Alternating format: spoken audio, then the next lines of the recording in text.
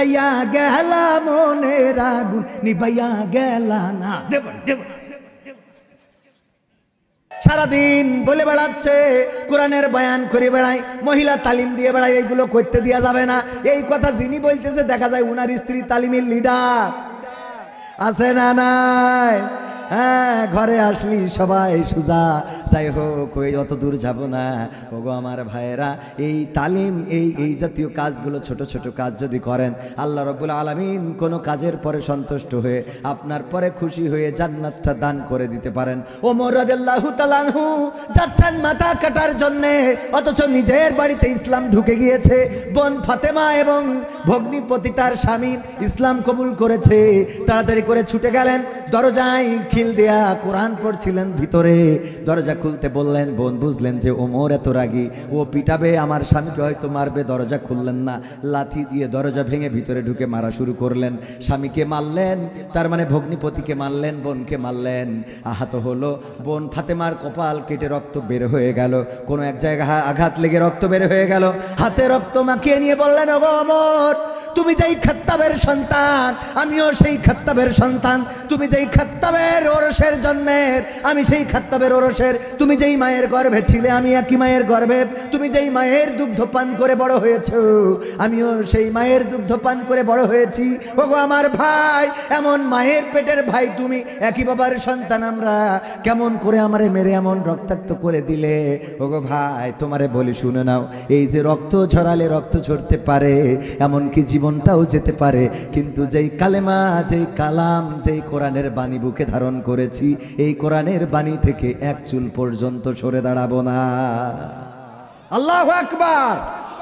ওমর রাদিয়াল্লাহু তাআলা আনহু চিন্তা করলেন, এত মারলাম, এত পিটালাম, এত ফাঁসি দিলাম, এত জেলে দিলাম, এত শেষ করলাম, তাও এত আসে কন্তে? কথা কয় না। সব তো ঝুলানো শেষ। এমন কি শেষ একটা ছিল, 50 বছর কোরআনের বয়ান করেছেন, সেইটারও ইনজেকশন পুশ করে বিদায় করেছে না করে নাই? সেইটাকেও বাংলার জমিন থেকে বিদায় করে দিল। তারপরেও এখন যেমনে তাগাই হেমনে এরা আছে না নাই? আছে না নাই? সব তো শেষ করলাম, সব শেষ করে দিলাম, তারপরেও আছে। ওগো আমার ভাইয়েরা, ওমর রাদিয়াল্লাহু তাআলা আনহু বললেন, কি এমন বায়ান, কি এমন কালাম, কি এমন যে তুমি এত এত মারলাম, এত পিটালাম, তোমারে পৃথিবী থেকে বিদায় করতে চাইলাম, তারপরেও দিনের দাওয়াত থেকে সরে আসবা না। বুঝতে পেরেছি, কালামটা একটু শোনাও। কোরআনের আয়াত তেলাওয়াত করে শোনালেন। সূরা তাহা পড়ছিলেন, সূরা তাহার আমি 55 নম্বর আয়াত তেলাওয়াত করেছি, মনে আছে না নাই? মনে আছে? এই আয়াতটা আমাদের প্রায় সবার মুখস্থ, ঠিক না বে ঠিক? সূরা তাহার 55 নম্বর আয়াত পড়েন, মিনহা খালাকনাকুম ওয়া ফিহা নুঈদুকুম ওয়া মিনহা নুখরিজুকুম তারাতান নুখরা। এই আয়াতটা কখন পড়ি? কখন? অথচ দলিল বলে এটা মাটি দেওয়ার দোয়া নয়। দলিল বলে এটা মাটি দেওয়ার দোয়া নয়। কোন একটা হাদিসে এসেছে, হযরত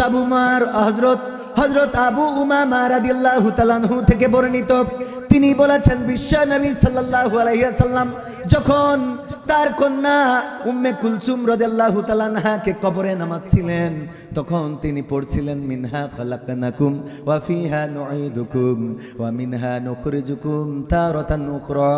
এই হাদিসটা যদিও হযরত আবু উমামা রাদিয়াল্লাহু তাআলা আনহু থেকে বর্ণিত, তবুও হাদিস বিশারদগণ বলেছেন হাদিসটা জয়ীফ, অনেকেই বলেছেন হাদিসটা জাল। তবে সবাই একমত, এটা জাল হোক আর জয়ীফ হোক, এই আয়াতটা আর যাই হোক, কবরে মাটি দেওয়ার জন্য কোনো দোয়া নয়। তাইলে এই আয়াতটা আমরা ওখানে পড়ি কেন? হ্যাঁ, যেহেতু ওটা কবরে পড়ার দোয়া না, তাহলে পড়ি কেন? এই আয়াতটা আসলে পড়তে হবে কোথায়, এটা জানার দরকার আছে না নাই? আমরা ওয়াজ করি, আমরা ওয়াজ শুনি, কিন্তু শুনি, বলি, বুঝি, যা বুঝি না তা বলি, আবার যা বুঝি তাও বলি। আর সামনে যারা থাকে ওরা যা ব্রেন্টের মধ্যে সফটওয়্যারে ঢুকাই নিয়েছে, এর বাইরে যতই বলেন মানতি নারা যেমন আছে না নাই? কিন্তু কোরআন থেকে যদি কেউ দলিল দেয়, মানার দরকার আছে না নাই? কোরআনের পরে যদি হাদিস থেকে কেউ দলিল দেয় মানার দরকার আছে না নাই? এই পৃথিবীর পরে এমন একটা কিতাব, যালিকাল কিতাবুল লা রাইবা ফীহি হুদাল লিল মুত্তাকিন, আমার আল্লাহ বললেন এটা এমন একটা কিতাব যেই কিতাবের মধ্যে কোনো সন্দেহ নাই এবং এটা মুত্তাকিনদের জন্য পথ প্রদর্শক। এই কিতাব এমন একটা কিতাব যা নিয়ে কোনো প্রশ্ন তোলা যাবে না। অনেকেই হাদিস নিয়ে প্রশ্ন তুলতে পারে, কিন্তু কোরআন নিয়ে প্রশ্ন তোলার মতো কোনো বাপের বেটা পৃথিবীতে জন্মগ্রহণ অতীতে করে নাই, বর্তমানে নাই এবং ভবিষ্যতেও জন্মগ্রহণ করবে। বলেন, প্রশ্ন তুলতে পারবে? যদি কেউ প্রশ্ন তোলে তার ঈমান থাকবে, তার ঈমান থাকবে। আপনি যদি বাংলাদেশে কোরআন পড়েন, বাংলাদেশে কোরআন পড়লে যেটা সৌদি আরবে যেও সেটা শোনেন না, শোনেন না? আজানের সুর ওই যে একজন বলেছিল, মা আমি সৌদি আরবে এসেছি, আসার পরে দেখলাম এই দেশের লোক সব আরবি ভাষায় কথা বলে, শুধুমাত্র আজানটা দেয় বাংলা। আজানটা দেয় কিসে? তার মানে মনে করিস যে বাংলাদেশেই মনে হয় এই আজান, হ্যাঁ? অথচ আল্লাহর দেওয়া সুর, আল্লাহর দেওয়া বাণী আপনি সৌদিতে গিয়ে যেটা শুনবেন, বাংলাদেশে সেটা শুনবেন, আমেরিকায় গিয়ে সেটা শুনবেন, যদি চাঁদের দেশে মানুষ বাস করে সেটাই শুনবেন, এই দুনিয়া পরবর্তী জীবন আখিরাতেও যে সেটা শুনবেন। আল্লাহু আকবার। এই বাণীটার কোনো পরিবর্তন হবে না, এটার কোনো চেঞ্জ নাই। আমরা মাদ্রাসায় শিখাই 1 নম্বর হাদিস শরীফ, 2 নম্বর হাদিস শরীফ, 3 নম্বর হাদিস শরীফ, এরকম শোনায় শিখায় না, শিখায় না? হ্যাঁ, এইগুলো শিখাই। কিন্তু আমার একজন উস্তাদ বললেন, নগো কবির বিন সামাদ ভাই, মাদ্রাসায় কেন এটা শেখানো হয় না? হাদিস নিয়ে তো যেহেতু অনেকেই প্রশ্ন তুলতে পারে, কিন্তু মাদ্রাসায় কোরআনের কিছু কিছু আয়াত আছে, যেমন ইন্নাল্লাহা মা'আস সাবিরিন ওয়া তাসিমু বিহাবলিল্লাহি জামিআ ওয়া লা তাফাররাকু, তারপরে ওয়ামান আহসানু কওলাম মিম্মান দাআ ইলাল্লাহ ওয়া আমিলা সালিহান ওয়া ক্বালা ইন্নানি মিনাল মুসলিমিন। এই আয়াত, এই জাতীয় কমন আয়াতগুলো আমার বাচ্চাদেরকে কি শেখানো হয়? কথা কয় না? কমন আয়াতগুলো শিখায় কয়দিন মাইকে আমি কোনো জায়গায় বলতে শুনলাম না যে এখন আমাদের বাচ্চা 10টা আয়াত অর্থ সহ পড়ে শোনাচ্ছে। এটার দরকার আছে না? আমি ওটাকে ছোট করে দেখছি না, কিন্তু এটা বলে না ইন্নাদ-দীনা ইনদাল্লাহিল ইসলাম। আমার এই কথাটা এই জন্যে যে কোরআন থেকে যে বলে সে সত্য বলে, কথা কয় না? কোরআন থেকে যে বলে সে সত্য বলে, হাদিস থেকে মিথ্যা বলে না। কিন্তু হাদিসের মধ্যেও কিছু প্যাঁচ লাগানো আছে, আছে না নাই? বাট কোরআনে তো এটা নাই। সুতরাং কিছু আয়াত শিখান, যে ওই বাচ্চাটা বলবে আমি 10টা আয়াত আপনাদেরকে শোনাতে চাই। 1 নম্বর আয়াত, ওয়ামান আহসানু কওলাম মিম্মান দাআ ইলাল্লাহ ওয়া আমিলা সালিহান ওয়া ক্বালা ইন্নানি মিনাল মুসলিমিন। ওই আল্লাহ বলছেন তার কথার চেয়ে আর ভালো কথা, উত্তম কথা কারো হতে পারে না, যে নিজে ভালো কাজ করে, অপরকে ভালো কাজের জন্য আহ্বান করে আর মুখে ঘোষণা করে আমি একজন মুসলমান। এর থেকে ভালো কথা আর কারো হতে পারে না। বলেন সুবহানাল্লাহ। ওয়াতাসিমু বিহাবলিল্লাহি জামিআ ওয়া লা তাফাররাকু। আমার আল্লাহ বলছেন তোমরা দলমত নির্বিশেষে সংঘবদ্ধভাবে আল্লাহর রজ্জুকে আঁকড়ে ধরো এবং পরস্পর বিচ্ছিন্ন হয়ো না। 1 তারিখে পহেলা জুলাই থেকে শুরু করে 36শে জুলাই বা 5ই আগস্ট পর্যন্ত সবাই এক ছিল না? এখন কি এক আছে? এখন এক নাই বলে মাঝে মাঝে গুতানি পেদানি আছে না নাই? আরো যদি ভ্রাতৃত্ব নষ্ট হয় তাইলে কিন্তু পর্দারের কাছ থেকে চট করে ঢুকে পড়বে রে, ঠেকানো যাবে না রে। কারণ আপনার ঐক্যবদ্ধতা না থাকলে, কথা কয় না, ঐক্যবদ্ধতা না থাকলে যে কোনো সময় যে কোনো মুসিবতে পড়ে যেতে। ভাইয়েরা, যদি মিল থাকে, 10 জন ভাই যদি মিল থাকে, তাদের দিকে আঙ্গুল তুলে কথা বলতে লোকে ভয় পায়, ঠিক না ঠিক? কিন্তু যদি মিল না থাকে তাইলে বোঝে যে ওরা ভাই মিল নাই, সুতরাং একটারে প্রাধান্য দিলে আর একটা ঠেকাবে না, অসুবিধা নাই। সত্য বলছি তো? এই জন্য কোরআনকে আঁকড়ে ধরে সবাই ঐক্য হওয়ার দরকার আছে না নাই? আমাদের বক্তব্য হলো, কোরআনের সাথে যারা করবে দ্বন্দ্ব তাদের সাথে কবু হবে না আপোষ। হবে? কোরআনের সাথে যারা করবে দ্বন্দ্ব তাদের সাথে কবু হবে না আপোষ। জেল জুলুম হলেও হবে, বিবেকের কাছে তবু রব নির্দোষ। আমার রবের কাছে রব নির্দোষ, মহান প্রভুর কাছে রব নির্দোষ। কোরআনের সাথে যারা করবে দ্বন্দ্ব তাদের সাথে কবু হবে না। কোরআনের কথা আজ বলতে গেলে, কোরআনের কথা আজ বলতে গেলে আসছে বাধা কত ভাবে। কোরআন প্রেমিকেরা হাতে রেখে হাত সামনে এগিয়ে যাবে। দিনের কথা আজ বলতে গেলে আসছে বাধা কত ভাবে। কোরআন প্রেমিকেরা হাতে রেখে হাত সামনে এগিয়ে যাবে। হক কথা বলতে করি না কো ভয়, জীবনের বিনিময়ে আনব বিজয়। হক কথা বলতে করি না কো ভয়, জীবনের বিনিময়ে আনব বিজয়। বুকে আছে শক্তি, অন্তরে আছে সাহস। জেল জুলুম হলেও হবে, জেল জুলুম হলেও হবে, বিবেকের কাছে তবু রব নির্দোষ। আমার রবের কাছে রব নির্দোষ, মহান প্রভুর কাছে রব নির্দোষ। কোরআনের সাথে যারা করবে দ্বন্দ্ব তাদের সাথে কবু হবে না। কোরআনের কথা যারা বলে যায় আজ তাদের দমাতে কত ফন্দি। কাউকে ধরে নিয়ে দিয়েছে ফাঁসি, কাউকে রেখেছিল বন্দি। কোরআনের কথা যারা বলে যায় আজ তাদের দমাতে কত ফন্দি। কাউকে ধরে নিয়ে দিয়েছে ফাঁসি, কাউকে রেখেছিল বন্দি। হক কথা বললেই জ্বলে যায় গাপ, কোরআনের কথা সইতে পারে না। হক কথা বললেই জ্বলে যায় গাপ, কোরআনের কথা সইতে পারে না। জানি না ওদের আমাদের পরে কেন এত আক্রোশ। আক্রোশ আছে না নাই? আমরা কি ওদের পাকা ধানে মই দিয়েছি? আমরা কি ওদের আল ফাঁকি দিয়ে জমি ফাঁকি দিয়ে নিয়েছি? আমরা কি ওদের ব্যবসা প্রতিষ্ঠানে হামলা করেছি? আমরা কি ওদের নামে মামলা করেছি? না, করলাম না।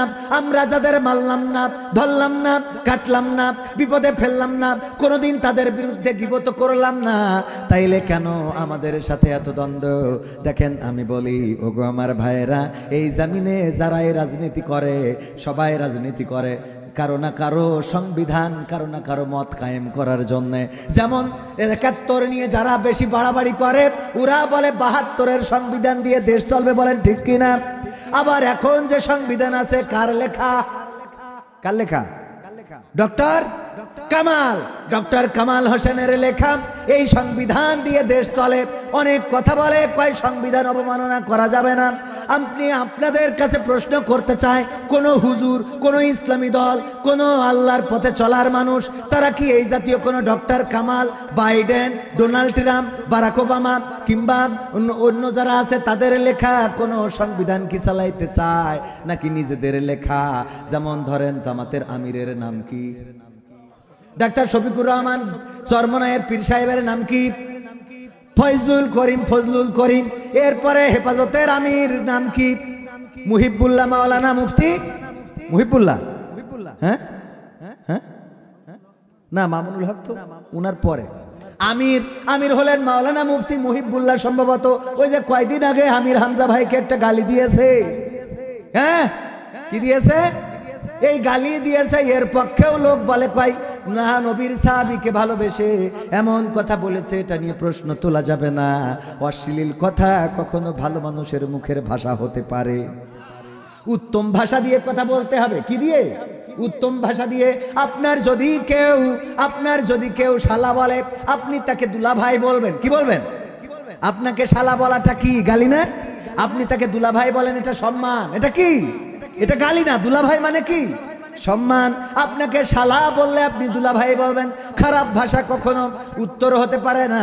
আপনি নবীর সাহাবীকে ভালোবাসেন, আর ভালোবাসার পরে যদি অশ্লীল ভাষা প্রয়োগ করেন, এটা রাসূলের শেখানো ভাষা নয়। বরং আমার রাসূল বলেছেন, ওগো আমার উম্মতেরা শুনে নাও, ওগো আমার সাহাবীরা শুনে নাও, তোমরা অন্য ধর্মের দেব দেবতাদের গালি দিও না। রাসূলের স্পষ্ট হাদিস। অন্য ধর্মের দেবতাকেও গালি দিতে নিষেধ করেছেন কে?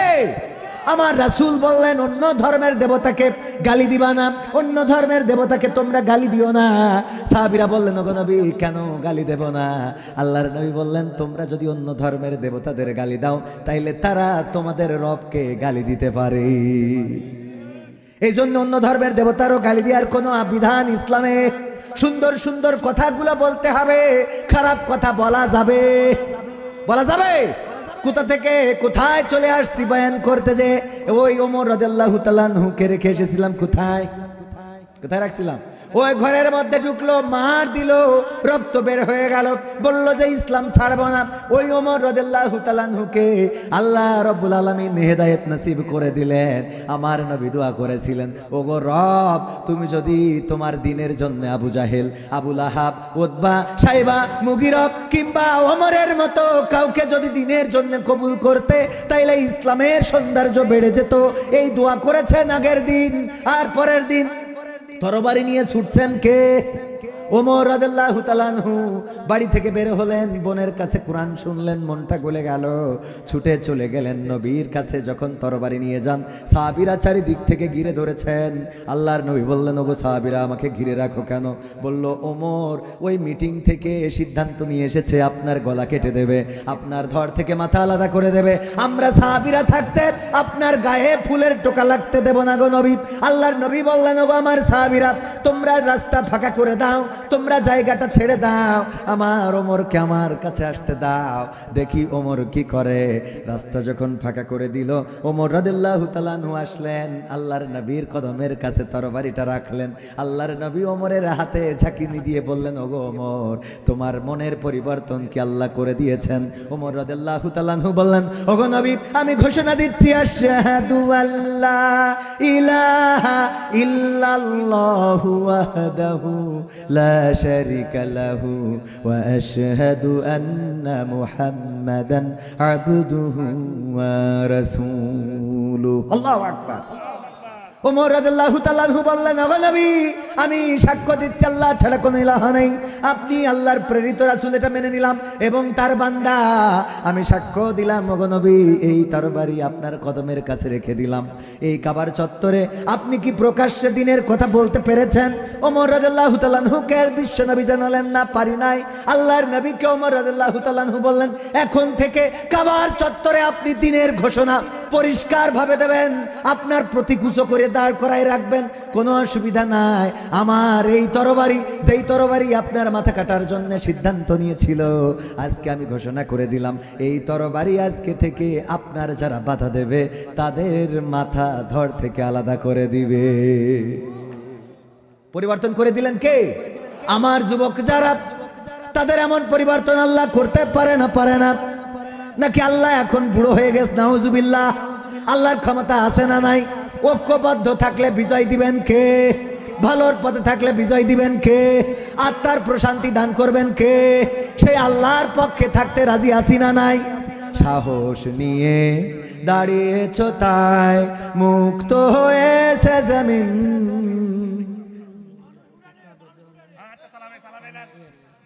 হ্যাঁ,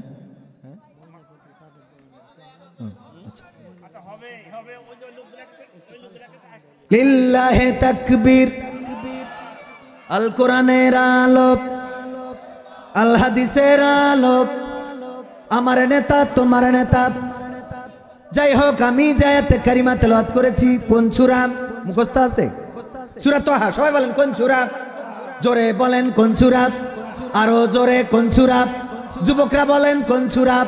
আমার যুবকদের জন্য ওয়াজের দরকার আছে না নাই?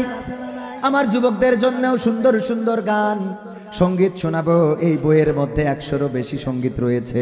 যদি আপনারা সময় দেন, শোনাতে কোনো অসুবিধা নাই, কিন্তু যদি সময় না দেন, তাইলে আমাদের শোনাইতে অসুবিধা আছে না নাই? আপনারা চলে গেলে আমি শোনাইতে পারবো? তাইলে আপনারা থাকতে রাজি আছেন না নাই? কোরআনের মজলিসে যারা এসেছেন, আল্লাহ যাদেরকে বাছাই করেছে তারাই আসতে পেরেছে। এই এলাকায় কি শুধু এই লোকগুলো না, আরো আছে? আরো আছে, কিন্তু আল্লাহ বাছাই করেছেন। দেখেন, মক্কায় আল্লাহর নবী জন্মগ্রহণ করেছিলেন কোথায়? মক্কায়। এই মক্কাবাসী আল্লাহ রাসূলকে গ্রহণ করে নাই, এই জন্য রাসূলের রওজাটাও মক্কায় হয় নাই। রওজা কোথায়? মদিনায়। মদিনাবাসীরা আল্লাহ রাসূলকে এতটাই গ্রহণ করলেন, আল্লাহর নবী যখন হিজরত করে আসলেন, আল্লাহর নবীর সাহাবীদেরকে নিয়ে এসে বললেন, ওগো মদিনাবাসী, আমি মক্কা থেকে যাদেরকে নিয়ে এসেছি, এরা তোমাদের বাপন ভাইয়ের মতো, এরা তোমাদের মুসলমান ভাই, এরা তোমাদের ইখওয়ান, এরা তোমাদের আখি, তোমাদের ভাই।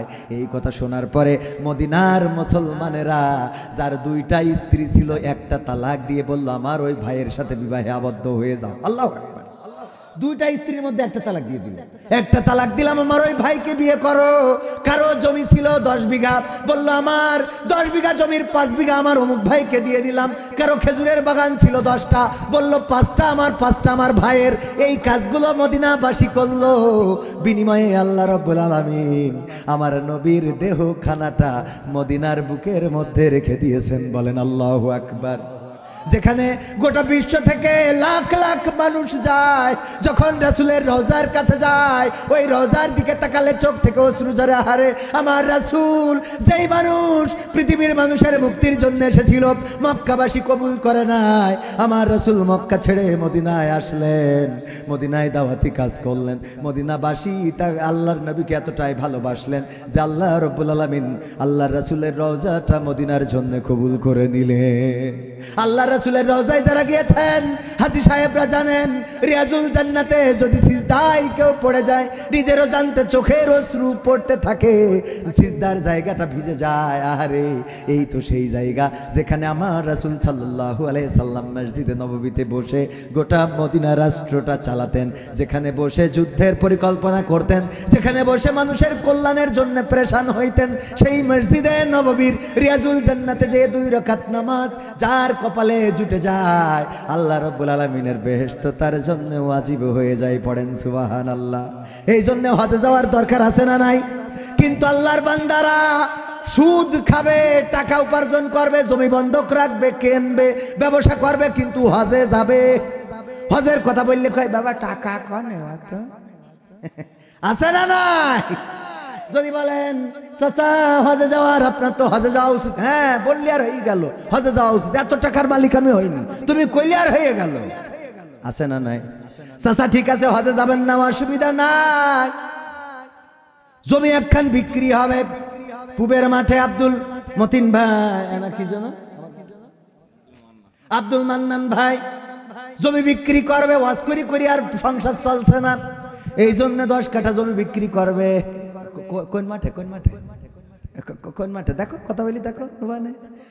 বললেন যে টাকা নেই, আমার তো নেই, তোমার চাষির নামে 10 লাখ মতো আছে ব্যাংকে, তোমার চাষির কাছে ধার করতে। ওরে বুদ্ধি আছে না নাই? কথা কয় না। হজের কথা বললে মাল, সত্য বলছি না মিথ্যা বলছি? ভাইজানের কাছে টাকা পাবে তো স্যার, উনি বলতেছে ভাই আমার সেই 5,000 টাকা একটু দিয়ে দেন, আর কত ঘুরাবেন? বলতেছে আমি খুব বিপদে আছি ভাই, আমার এখন সরাসরি চেক করেন আমার সাইডে না, পয়সা নেই, আমার কোনো লাইন নেই। বলছে আপনি একটু দেন, আমি খুব বিপদে আছি। বলছে 2 মাস পরে ছাড়া আমি কোনো লাইন করতে পারবো না, কেবল ওয়াজ করা শুরু করেছি, আমাদের ডিসেম্বরে ভালো সিজন চলবে, তখন আমি শোধ করি। ভাই আপনি ওই সিজন দেখায় না তো, আমার টাকাটা দেন, আমার একটু খুব ঝামেলা যাচ্ছে, ভাই টাকাটা দেন। এই মনে করেন যে দুইজনে বাড়াবাড়ি, উনার কথা হইলো নেই আর উনার কথা হইলো লাগবেই। হঠাৎ করে ওই এখন আবার চান্দাবাজ উঠেছে না, তো মেশিন একখানে দিতে বলছে কার কি আছে বের কর। যাই বলিছি বলছে দোস্ত তুই যে 5,000 টাকা পাবি এই নাই, বাজার নেই, বলছে না আমার লাগবে না, তুই 2 মাস পরেই দিস। বাজার নেই, কথা কয় না। যখন পিস্তল ধরেছে তখন বলে দোস্ত তুই যে 5,000 টাকা পাবি এই না দিয়ে দিলাম। ও বলছে না 2 মাস পরেই দিস। বলছে না আমি শোধ করে দিই না 2 মাস পরে, না শোধ করে দিই না 2 মাস পরে। মুস্তানের হয়ে গেছে রাগ, কয় 2 ডরি গুলি করবান, টাকা কার আগে দে। টাকা হাতেতে নিয়েছে। ও বলছে দোস্ত তোর টাকা কিন্তু শোধ করে দিলাম, ও তোরটা নেছে। আর উনি বলছে না আমি এখনো নিই নাই, ও তোরটা নেছে, আমার টাকা তুই 2 মাস পরে দিবি। কথা কয় না। এখন কারোর টাকা লাগবে না ভাইয়ের আমার, এমন হওয়া যাবে না। জমি কেনার টাকা হয়, গরু কেনার টাকা হয়, নিকে করার টাকা হয়, অন্য প্রবাসীর বউদের ঈদের সময় অথবা যুবকদের লাইলাতুল ফেব্রুয়ারিতে 3 পিস কেনার টাকা হয়। আছে না নাই? আছে না নাই? ওরে বাবা আছে। আজকালকের ছেলেরা বই নিয়ে আর বসে না, গুগলে সার্চ করিয়া পড়ে। ওরে কালের মেয়েরা কোরআন হাদিস ধরে না, এখনকার মা বোনেরা কোরআন হাদিস পড়ে না, ও আল্লাহ টিকটকে ভিডিও ওরা করে। আজকালকের ছেলেরা বই নিয়ে আর বসে না, গুগলে সার্চ করিয়া পড়ে। আগের সময় প্রেম করিলে আব্দুল মান্নান বলতো পাইছো কি, এখন বলে শখ করিয়া বাবু তুমি খাইছো কি। এইদিকে তো বলে না বাবু তুমি কি খেয়েছ, ও বাবু বুড়ো দাঁড়িয়ে গেছে এখনো বাবু আছে না নাই? আগের সময় প্রেম করিলে মুরব্বীরা বলতো পাইছো কি, এখন বলে শখ করিয়া বাবু তুমি খাইছো কি। লজ্জা শরম নাই আইলাম কোন জামানাই, লজ্জা শরম নাই আইলাম কোন জামানাই, ভবিষ্যৎ দেখি অন্ধকারে। আজকালকের ছেলেরা বই নিয়ে আর বসে না, ও বাবা গুগলে সার্চ করিয়া পড়ে। নতুন করে হয়েছে চালু এখন আবার কোন ট্রেন্ড, পরিচয় করাই দেখি এই আমার গার্লফ্রেন্ড। আছে না নাই? যুবকেরা বাইকের পিছনে নিয়ে ঘুরে বেড়ায়, যদি হুজুরের সাথে দেখা হয়, বাবা বিয়ে করলে কবে বললে না তো, দাওয়াত তো দিলা না, না হুজুর এখনো বিয়ে করি নাই, বিয়ে করলে আপনারা অবশ্যই জানাইতাম। কয় বিয়ে করো নাই, ওইটাকে কয় এইটা আমার জিএফ। হুজুর তো জিএফ বোঝে না, জিএফ কি? কয় জিএফ মানে হলো গার্লফ্রেন্ড, এটা আমার গার্লফ্রেন্ড, যখন বিয়ে করব তখন জানাবো। এরকম আল্লাহর বান্দা আছে না নাই? এইগুলো কি করা যাবে না? এইগুলো করা যাবে না। আমার মা বোনেরা আপনাদেরও সচেতন হওয়ার দরকার। আমার যুবকরা ছিল ভালো, ওরা মসজিদে যেত, নামাজ পড়তো, রোজা করতো, টুপি পরতো, কিন্তু এই যুবকরা যখন কারো দিকে একটু বেকায়দা শয়তানের রসসায় পড়ে নজর দিল, বলল তুমি যদি আমারে পাইতে চাও রে তাইলে 3 পিস লাগবে রে। কথা কয় না? এইবার এই যুবক কলার খান্দি চুরি করে, আসে না নাই? লাইলাতুল ফেব্রুয়ারিতে তারে নিয়ে ঘুরতে যেতে হবে। কি ফেব্রুয়ারি?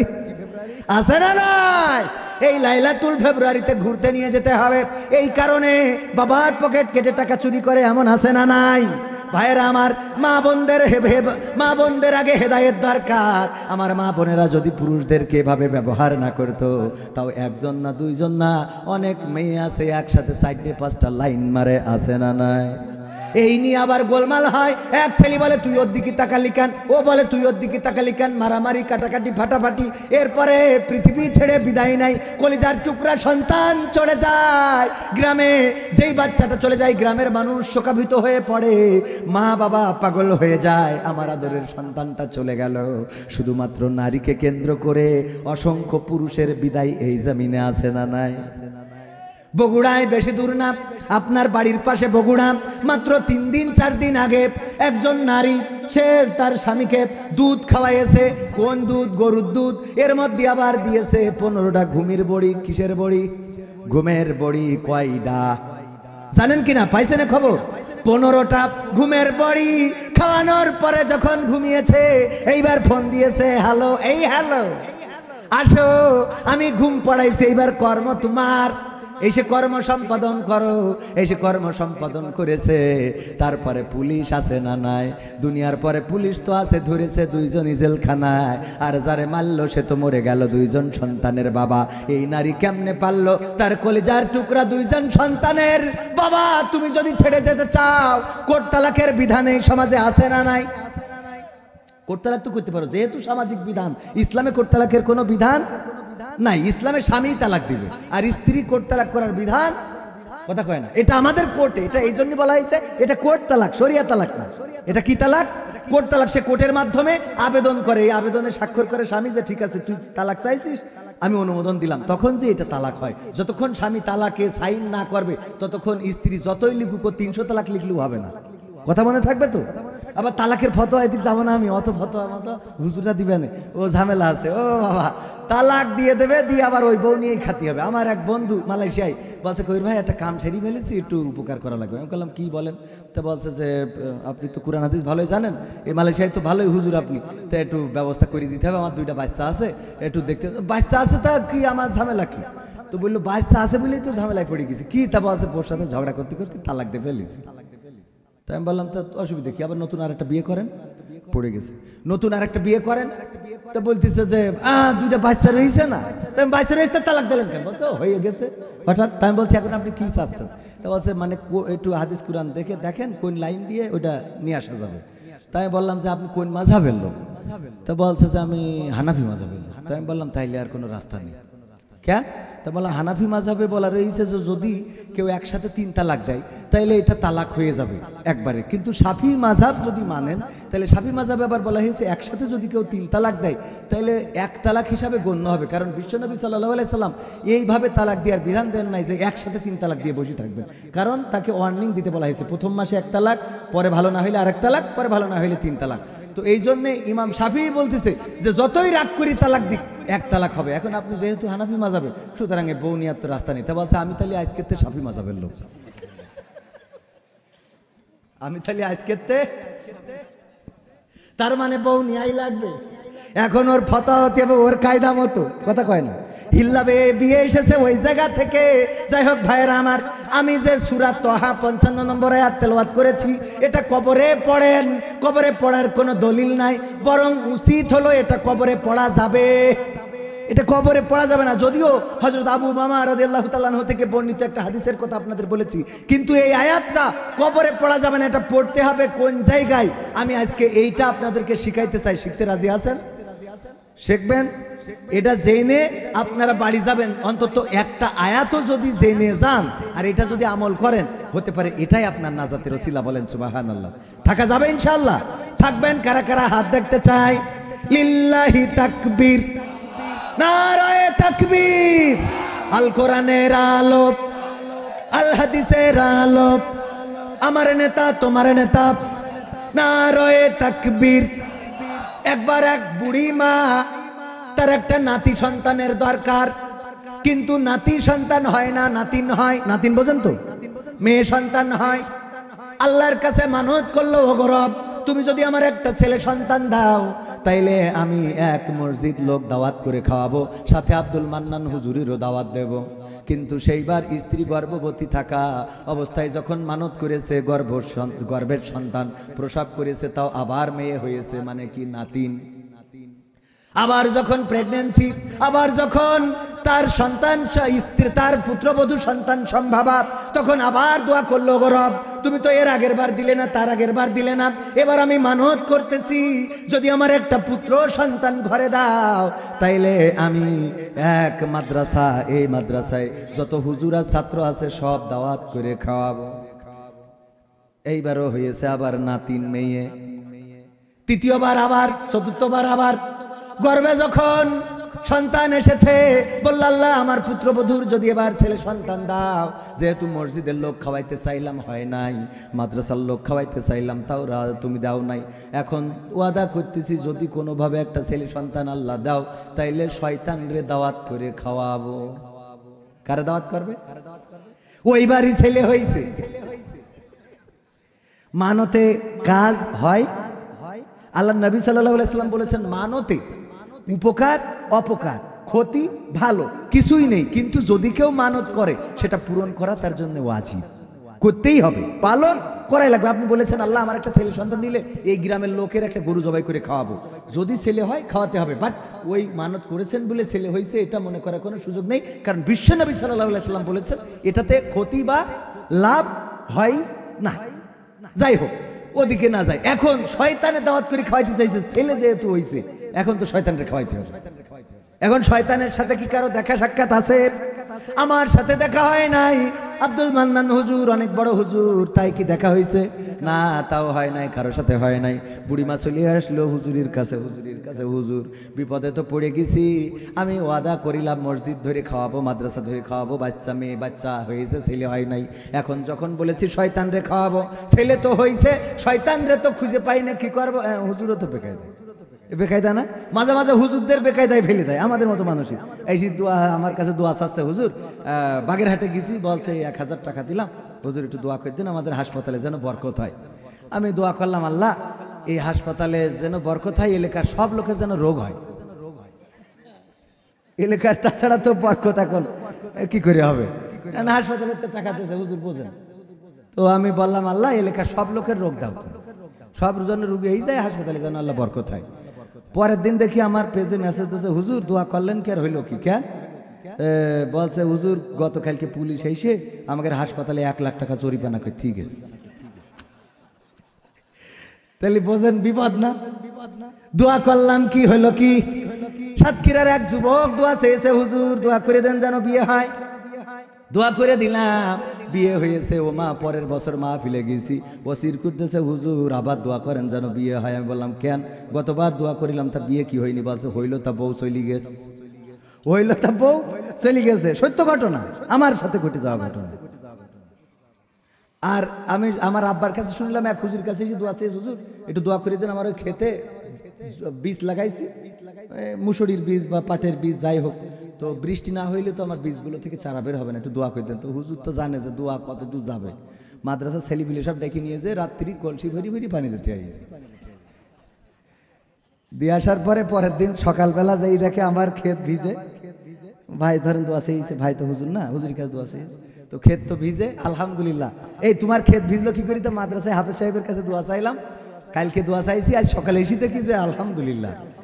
গ্রামের লোক সব একসাথে এসে বলছে, হুজুর উনি একা টাকা দেয়, আমরা দিই না, খালি একজনের ক্ষেত ভিজেছে আপনার দোয়ায়, বাকি ক্ষেত কিটা ভিজাবে? আমাদের জন্য দোয়া করেন, আল্লাহ যেন আজ রাতে আমাদের তাও ভিজই দেয়। পরের দিন মাঠে যেই দেখে সব খটখটা শুকনো। চিন্তা করলো তাহলে হুজুর খালি ওই হুজুরের কেন, ওই উনার কেন এক হাত দোয়া করলো, আমাদের ভিজলো না? এইসে মাদ্রাসায় ধরার জন্য এসে দেখে মাদ্রাসায় হুজুরও নেই, ছাত্রও নেই, সব চলে গেছে। এইভাবে যদি আমার ভিজে বেড়াতে হয় দোয়া করি, দোয়া যদি এইভাবে করা লাগে তা সারা জীবনে আর পড়াইও লাগবে না, দোয়ার পরে থাকা লাগবে, ঠিক না বেঠে? তবে হ্যাঁ, দোয়া যদি মুস্তাজাবুদ দাওয়া হয়, কবুল করবেন কে? মুস্তাজাবুদ দাওয়া বোঝেন কিনা? আল্লাহর নবী ছিলেন মুস্তাজাবুদ দাওয়া, তিনি যে দোয়া করতেন কবুল করে নিতেন কে? আল্লাহ মুস্তাজাবুদ দাওয়া, দোয়া কবুল করেন। যার খাবার হালাল, যে হালাল খায় তার দোয়া কবুল, যে ফরজ তরক করে না তার দোয়া কবুল। কথা কয় না? যে ফরজ তরক করে না তার দোয়া কবুল হয়, যে হারাম খায় না তার দোয়া কবুল হয়, যে আল্লাহর সাথে শিরক করে না তার দোয়া কবুল হয়। এমনি ভাবে আল্লাহর প্রতি যে নিবেদিত প্রাণ তার দোয়া কবুল হবে। কবির বিন সামাদের টাকা দিয়েছে তাই এসেছে, টাকা না দিলে কবির বিন সামাদ আসতো না। এখন দোয়া করলে কবুল হবে, এত সোজা? কথা কয় না। কিন্তু হ্যাঁ, কবির বিন সামাদের সাথে যখন হাত তুলবে তখন এখানে আপনারা যারা আছেন অনেকেই আছে, এখানে এসেছেন বৃদ্ধ মানুষ, অসুস্থ মানুষ, অনেক কষ্ট করে এসেছেন, এমন আছে না নাই? আপনারা কি টাকার লোভে এসেছেন? না, বরং টাকা দেওয়ার জন্য এসেছেন। সুতরাং আমি হাত তুললাম আর আপনারা আমিন বললেন। কোন বান্দাটা আল্লাহর প্রিয় বান্দা, তার ওসিলায় দোয়াটা কবুল হতে পারে না? পারে না? কবুল করার মালিক কে? আল্লাহ। কারো না কারো ওসিলায় হাত কবুল করে নিতে পারেন। ওগো আমার ভাইয়েরা, তো সুতরাং যেই কথা বলছিলাম, শয়তানের দাওয়াত করে খাওয়াবে, খুঁজে পায় না। হুজুরের কাছে যাওয়ার পরে হুজুর বলল, এখন শয়তান, আমিও তো শয়তানের দেখি নাই, আমারও পরিচিতি নাই, কিন্তু আমি সূরা বাকারায় একটা আয়াত পাইছিলাম। সেই আয়াতে আল্লাহ বলছেন, ইয়া আইয়ুহাল্লাযীনা আমানু দুখুলু ফিস সিলমি কাফা ওয়া লা তাত্তাবিউ খুতুওয়াতিশ শায়াতিন ইন্নাহু লাকুম আদুউম মুবিন। বলছেন আমার আল্লাহ সূরা বাকারায় বলেছে, ওগো ঈমানদারেরা, তোমরা পরিপূর্ণভাবে ইসলামে দাখিল হয়ে যাও, ইসলামে পূর্ণভাবে প্রবেশ করো, আর তোমরা শয়তানের পদাঙ্ক অনুসরণ করো না। শয়তান তোমাদের প্রকাশ্য শত্রু, প্রকাশ্য দুশমন। এবার বলেন তো দেখি, এই মাহফিলে এসেছেন, খুশি হবেন কে? খুশি হবেন কে? আর বেজার হবেন কে? শয়তান বেজার হওয়ার কারণে শয়তান কুটকুট করে কাটি দিচ্ছে যে চল চা খেয়ে আসি, বলছে না? বলছে না? বলছে চল একটু বাদামে যাই, বাদাম খেয়ে আসি, বাদামের দোকান বন্ধ হয়ে যাবে। শয়তান কাটি করতেছে, চল রাত বেশি হয়ে যাচ্ছে, কুয়াশা পড়বে, ঠান্ডা লাগবে। এই কাটি শয়তান করতেছে না? করতেছে না? হুজুর বলল, যেহেতু আল্লাহ বলেছে, ওগো ঈমানদারেরা, ইসলামের মধ্যে পরিপূর্ণভাবে দাখিল হয়ে যাও, শয়তানের পদাঙ্ক অনুসরণ করো না, সে তোমাদের প্রকাশ্য দুশমন। এখন বুড়িমা, তুমি যদি শয়তানকে দাওয়াত খাওয়াইতে চাও, তাইলে আমি বলতে পারি যে মান্দায় তাফসির মাহফিল হচ্ছে, এই ওয়াজ মাহফিলে যারা এসেছে আল্লাহ সন্তুষ্ট হয়েছে, আর নাখোশ হয়েছে শয়তান। আর ওই শয়তান বসে নেই, সে কাটি করতেছে, সে ধোঁকা দিচ্ছে যে চলো উঠে চলো বাড়ি, চলো বাড়ি যাই। এই মাহফিল থেকে শেষ হওয়ার আগে যে উঠে চলে আসবে, বুঝবা ওর সামনেরটা শয়তান আর ও রয়েছে পিছনে। সুতরাং এর যদি দাওয়াত করে খাওয়াও, তাইলে তোমার শয়তান খাওয়াইনোর হক আদায় হয়ে যাবে। বোঝা গেছ তো? কারণ এখান থেকে উঠাই নিয়ে যাবে কে? শয়তান আছে কোথায়? সামনে আর ও পিছনে। সুতরাং শেষ করার আগে যদি কেউ উঠে চলে যায় তাহলে বুঝবা যে ও হইল শয়তানের খাস মুরিদ। তো এইটারে খাওয়াইলেও যেহেতু শয়তানের ডাইরেক্ট ধরা পাওয়া যাচ্ছে না, সুতরাং তার মুরিদরে খাওয়াইলেও কি হবে না? হবে না হুজুর বলেন? হয়ে যাবি। হ্যাঁ, হুজুর যেহেতু কইছে তাহলে হবে। সুতরাং এখন বুঝে দেখেন কি করবেন। এবার আসেন আসল কথায় আসি। আমি কিন্তু ওই ওয়াজ না শিখাই এখান থেকে যাব না। ওই যে মিনহা খলাকনাকুম ওয়া ফিহা নুঈদুকুম যদি আপনারা থাকেন, এটা না শুনাইয়ে যাব না। আপনারা যাই বলেন তাই বলেন। সঙ্গীত তো শুনাইতে খালি মনের মধ্যে আটিস পিটিস করে দুই একটা বলার দরকার, তাই না? হ্যাঁ, বলার দরকার আছে না নাই?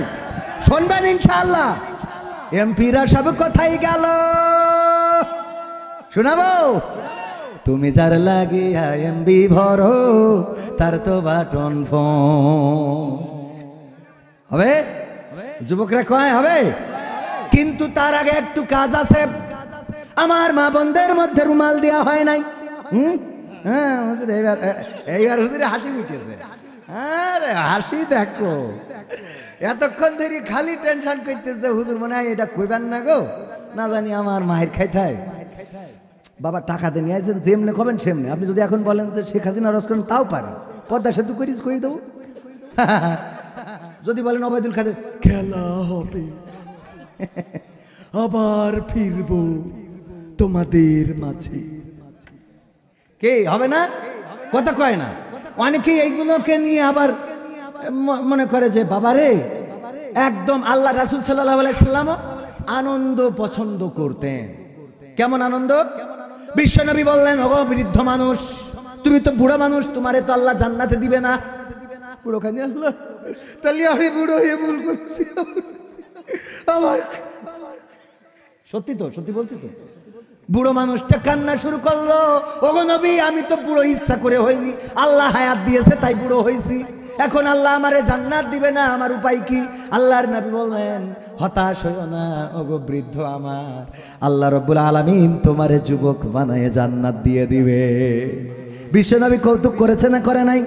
আল্লাহর নবী বললেন, ওগো কালো মানুষ, তুমি এত কালো, তোমার মতো কালোরে আল্লাহ জান্নাতে নিবে না। কই আমি কালো? কে আমি হইছি? আল্লাহ বানাইছে, আমার মার পেটের তো আমি পড়ছি, আমি কি নিজে নিজে কালো বানাইছি? আল্লাহর নবী বললেন, মন খারাপ করো না, রাগান্বিত হইও না, আল্লাহ রাব্বুল আলামিন তোমার মতো কালো মানুষটারে যখন জান্নাতে নিবে তখন সালমান শাহর থেকেও সুন্দরী বানাই ফেলবে। বলেন সুবহানাল্লাহ। এটা সুন্দর বানাবেন কে? সুন্দরী না সুন্দর? কি বানাবে? সুন্দর বানাবে। আমার চেহারা এই যা দেখছেন, আমি যখন জান্নাতে যাব তখন আল্লাহ আমি যেটা চাইবো, আল্লাহ যদি বলে আল্লাহ শাহরুখ খান হব, কি করতে পারে না? পারে না। শুধু এখানেই শেষ নয়, আল্লাহর নবী সাল্লাল্লাহু আলাইহি সাল্লাম সাহাবীদের নিয়ে একসাথে খুরমা খাচ্ছেন। কি খাচ্ছেন? খুরমা চেনেন তো? খুরমা। আমাদের সাবেক মন্ত্রীরা বলল, আমরা খুরমা খাওয়ার দরকার নেই, বড়ই দিয়ে ইফতার করব। মনে আছে না? হ্যাঁ, আমি কই খুরমা বড়ই দিয়ে ইফতার করবো কেন? খুরমা 3 বেলা ভাতের সাথে খাবো। আল্লাহ তৌফিক দিতে পারে না? পারে না? আল্লাহ সেই ক্ষমতা আছে না নাই? খুরমা এখন বাংলাদেশেও হচ্ছে, দেখেছেন না? বাংলাদেশেও হচ্ছে, কিন্তু পাকাতে পারছে না, কারণ ওর যে তাপমাত্রা লাগে, যে হিট লাগে, সেই হিট বাংলাদেশে হচ্ছে না। এখন ওই খুরমা গাছে যা ধরছে ওই পেড়ি নিয়ে আবার সৌদি আরব যেয়ে বসে থাকতে হবে, থেকে পাকাই নিয়ে তারপর বাড়ি আসতে হবে, তাছাড়া তো উপায় নেই। তো যাই হোক ভাইরা আমার, এখন ওদিকেও না যায়। আল্লাহ রাসূল সাল্লাল্লাহু আলাইহি সাল্লাম বিশ্বনবী সাহাবীদের নিয়ে খুরমা খাচ্ছেন। নিজের খুরমার বিচিটা আস্তে করে আলী রাদিয়াল্লাহু তাআলা আনহুর সামনে রেখে দিচ্ছেন। নিজে খুরমা খাচ্ছেন আর বিচিটা রাখছেন কোথায়? আলী রাদিয়াল্লাহু তাআলা আনহুর সামনে। খুরমা খাওয়া শেষ হয়ে গেল। আল্লাহর নবী বললেন, ওগো সাহাবীরা, তোমরা দেখো এবার বিচি গণো, গুনে দেখো কে কত বেশি খুরমা খাইছে, কে খাদক বেশি, কে খাদক বেশি খুঁজে বের করো। খুরমা খুঁজে বের করা হলো। গুনে গুনে গুনে গুনে দেখা গেল আলী রাদিয়াল্লাহু তাআলা আনহুর সামনে সবচেয়ে বেশি বিচি, কিন্তু বিশ্ব নবীর সামনে নাই। বলল আলী বেশি খাইছে। আলী আলী রাদিয়াল্লাহু তাআলা আনহু বিশ্ব নবীর জামাতা ফাতেমার স্বামী, বলল যে আমি মানলাম আমি বেশি খাইছি, কিন্তু আমার দুঃখ এক জায়গায় যে আমি এতগুলো খুরমা খাইলাম, কিন্তু আমাদের নবী খুরমার সাথে বিচিটাও খেয়ে ফেলেছে, এইটা তো বুঝলাম না। মহব্বত এবং মজা, ফান, আম্মা আয়েশাকে ডেকে বললেন, ওগো আয়েশা চলো একটু দৌড় দেব। কোথায়? ওই যে চাঁদনি, আজকে চাঁদনি রাত না, এই চাঁদনি রাতে আজকে মাহফিল থেকে বাড়িতে স্ত্রীর সাথে দৌড় প্রতিযোগিতা করবে। এটা রাসূলের সুন্নাহ, হাসির কিছু না। ওই স্ত্রীর সাথে তো এইগুলো করেন না বলেই মাকসাদের সাথে লাইন মেরি চলে যায়, ঠিক না ভাই? ঠিক। কারণ স্ত্রী রোমান্টিকতা চায়, কিটিকতা চায়। আপনি বলবেন তোমাকে তোমাকে পাওয়ার পরে আমার আর আকাশের চাঁদের আলোটা ভালো লাগে না। তুমি এসেছো বলে নদীর জল এত স্বচ্ছ, তুমি এসেছো বলেই সকালে শাপলা ফুটেছে, তুমি আছো বলেই গোলাপটা এত সুন্দর, তোমার দিকে তাকালে কেন জানি আমার মনে হয় আমি যেন পরিমণির দিকে তাকিয়ে আছি। বাবা এইগুলো শুনতে চায়, এগুলো বলার দরকার আছে না নাই? এইগুলো আপনি বলেন না, এগুলো বলে কে? এগুলো ফোন দেন, মকসেদ কে বলে? হ্যালো, হ্যাঁ ভাবি আপনি এত সুন্দরী কেন বলেন তো ভাবি? হ্যাঁ আপনাকে দেখার পর থেকে না কেন জানি আমার আর ক্ষুধা লাগতেছে না। হ্যাঁ আমি সেই কখন পানি খেয়েছি মনেই নেই, আজকে রোজাটা আমার কোনো কষ্ট হয়নি, খালি যে ইফতার খুলবো। আছে না নাই? এইগুলো যখন শোনে তখন ওর স্বামীর আর ভালো লাগে, কারণ ভালো কথাগুলো আর একজন বলে ফেলে। এই জন্যে তোমার স্ত্রী আর এক জায়গায় লাইন মারে। আল্লাহর নবীর সুন্নাহ হলো স্ত্রীকে প্রশংসা করবেন, যে স্ত্রীর প্রশংসা করে না আল্লাহর নবী বলেছেন সে আমার উম্মত না, সে আমার উম্মত না। যে স্ত্রীর প্রশংসা করে না, আপনি স্ত্রীর প্রশংসা করবেন। রান্না করার পরে বেগুন রান্না করিছে, এমন রান্না করিছে যে খালি মনে আছে বমি করি দি, তাও বলবেন যে তুমি বেগুন না তো, এ তো মনে আছে হরিণীর গোশত রান্না করিছো। হ্যাঁ বাবা, এই প্রশংসা করলে আল্লাহর নবী বলেছেন যে স্ত্রীর প্রশংসা করে না সে আমার উম্মত হইতে পারবে। আল্লাহর নবীর উম্মত হওয়ার জন্য স্ত্রীর প্রশংসা করতে। এবার দেখেন বিশ্ব নবী বললেন চলো একটু দৌড় দিই। কোথায়? ওই যে দূরে একটা টিলা দেখা যায়, দৌড় দেবো, দেখা যাক কে ফার্স্ট হয় কে সেকেন্ড হয়। আল্লাহর নবী স্ত্রীকে নিয়ে দৌড়াইলেন। আল্লাহর নবীর বয়স তখন 50-এর উপরে। কতর উপরে? 50-এর উপরে। আর এখনকার যুবক ও স্ত্রী নিয়ে দৌড়বে কি? ও ফেন্সি মেন্সি খেয়ে মাজা পাশা যা করে দিয়েছে, ও তো একবার গোসল করলে পরের বার আর মন থাকে না। কথা কয় না, এই ঠিক না বে ঠিক? সেদিন এক পত্রিকায় দেখলাম যে ভারতে একজন বিয়ে করি পরের দিন সেই স্টক করে মরি গে। এরকম অবস্থা আমাদের যুবকদের হয় না? হয় না? আগে যদি মানুষ ঠিক না থাকতো তাইলে আমার বক্তা আব্দুল মান্নান সাহেব বলতো তুমি কি কিছু খাও না, এত চিকন কেন, এত ঘেনা কেন, পাতলা কেন, হালকা কেন? কিন্তু এখন যদি কাউরে দেখে চিকন চাকান বলে এখন কি তুমি কিছু খাও নাকি? কথা কয় না? এখন কি কিছু খাও? আগে না খাইলে চিকন হইতো, আর এখন খাইয়ে চিকন হয়। কি করি চিকন হয়? ডেইলে শয়তান মনে কাছে হুজুর জানে না, পাগল। এখন আমি তোগের হুজুর, আমি তো যুবকদের হুজুর, ওদের মনের অবস্থা তো আমি বুঝি। এই জন্য শীতকাল আসার আগে যে কটা যুবক বিয়ের উপযুক্ত হয়েছে সব বিয়ে দেন। দরকার আছে না নাই? যে কটা ছেলের বাবা আছে হাত তোলো দিন, বাবা আছে একটু বলে দিই, ওই হাত তোলো। হ্যাঁ ছেলে মানে বাবা আছে এখানে, ছেলে হাত তোলেন।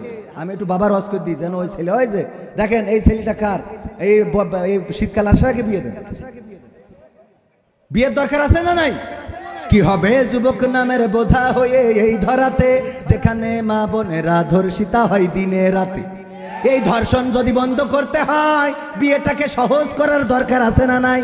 ধর্ষণ বন্ধ করতে হলে বিয়েটা এত সহজ করতে হবে, ছেলে বলবে আব্বা আমি বিয়ে করব না, আর একটু বড় হলি, আর আব্বা বলবে তোর আজকে যদি বিয়ে না করিস তাহলে আমি বাড়ি থাকবো না। উল্টো আওয়াজ হবে। কথা কয় না?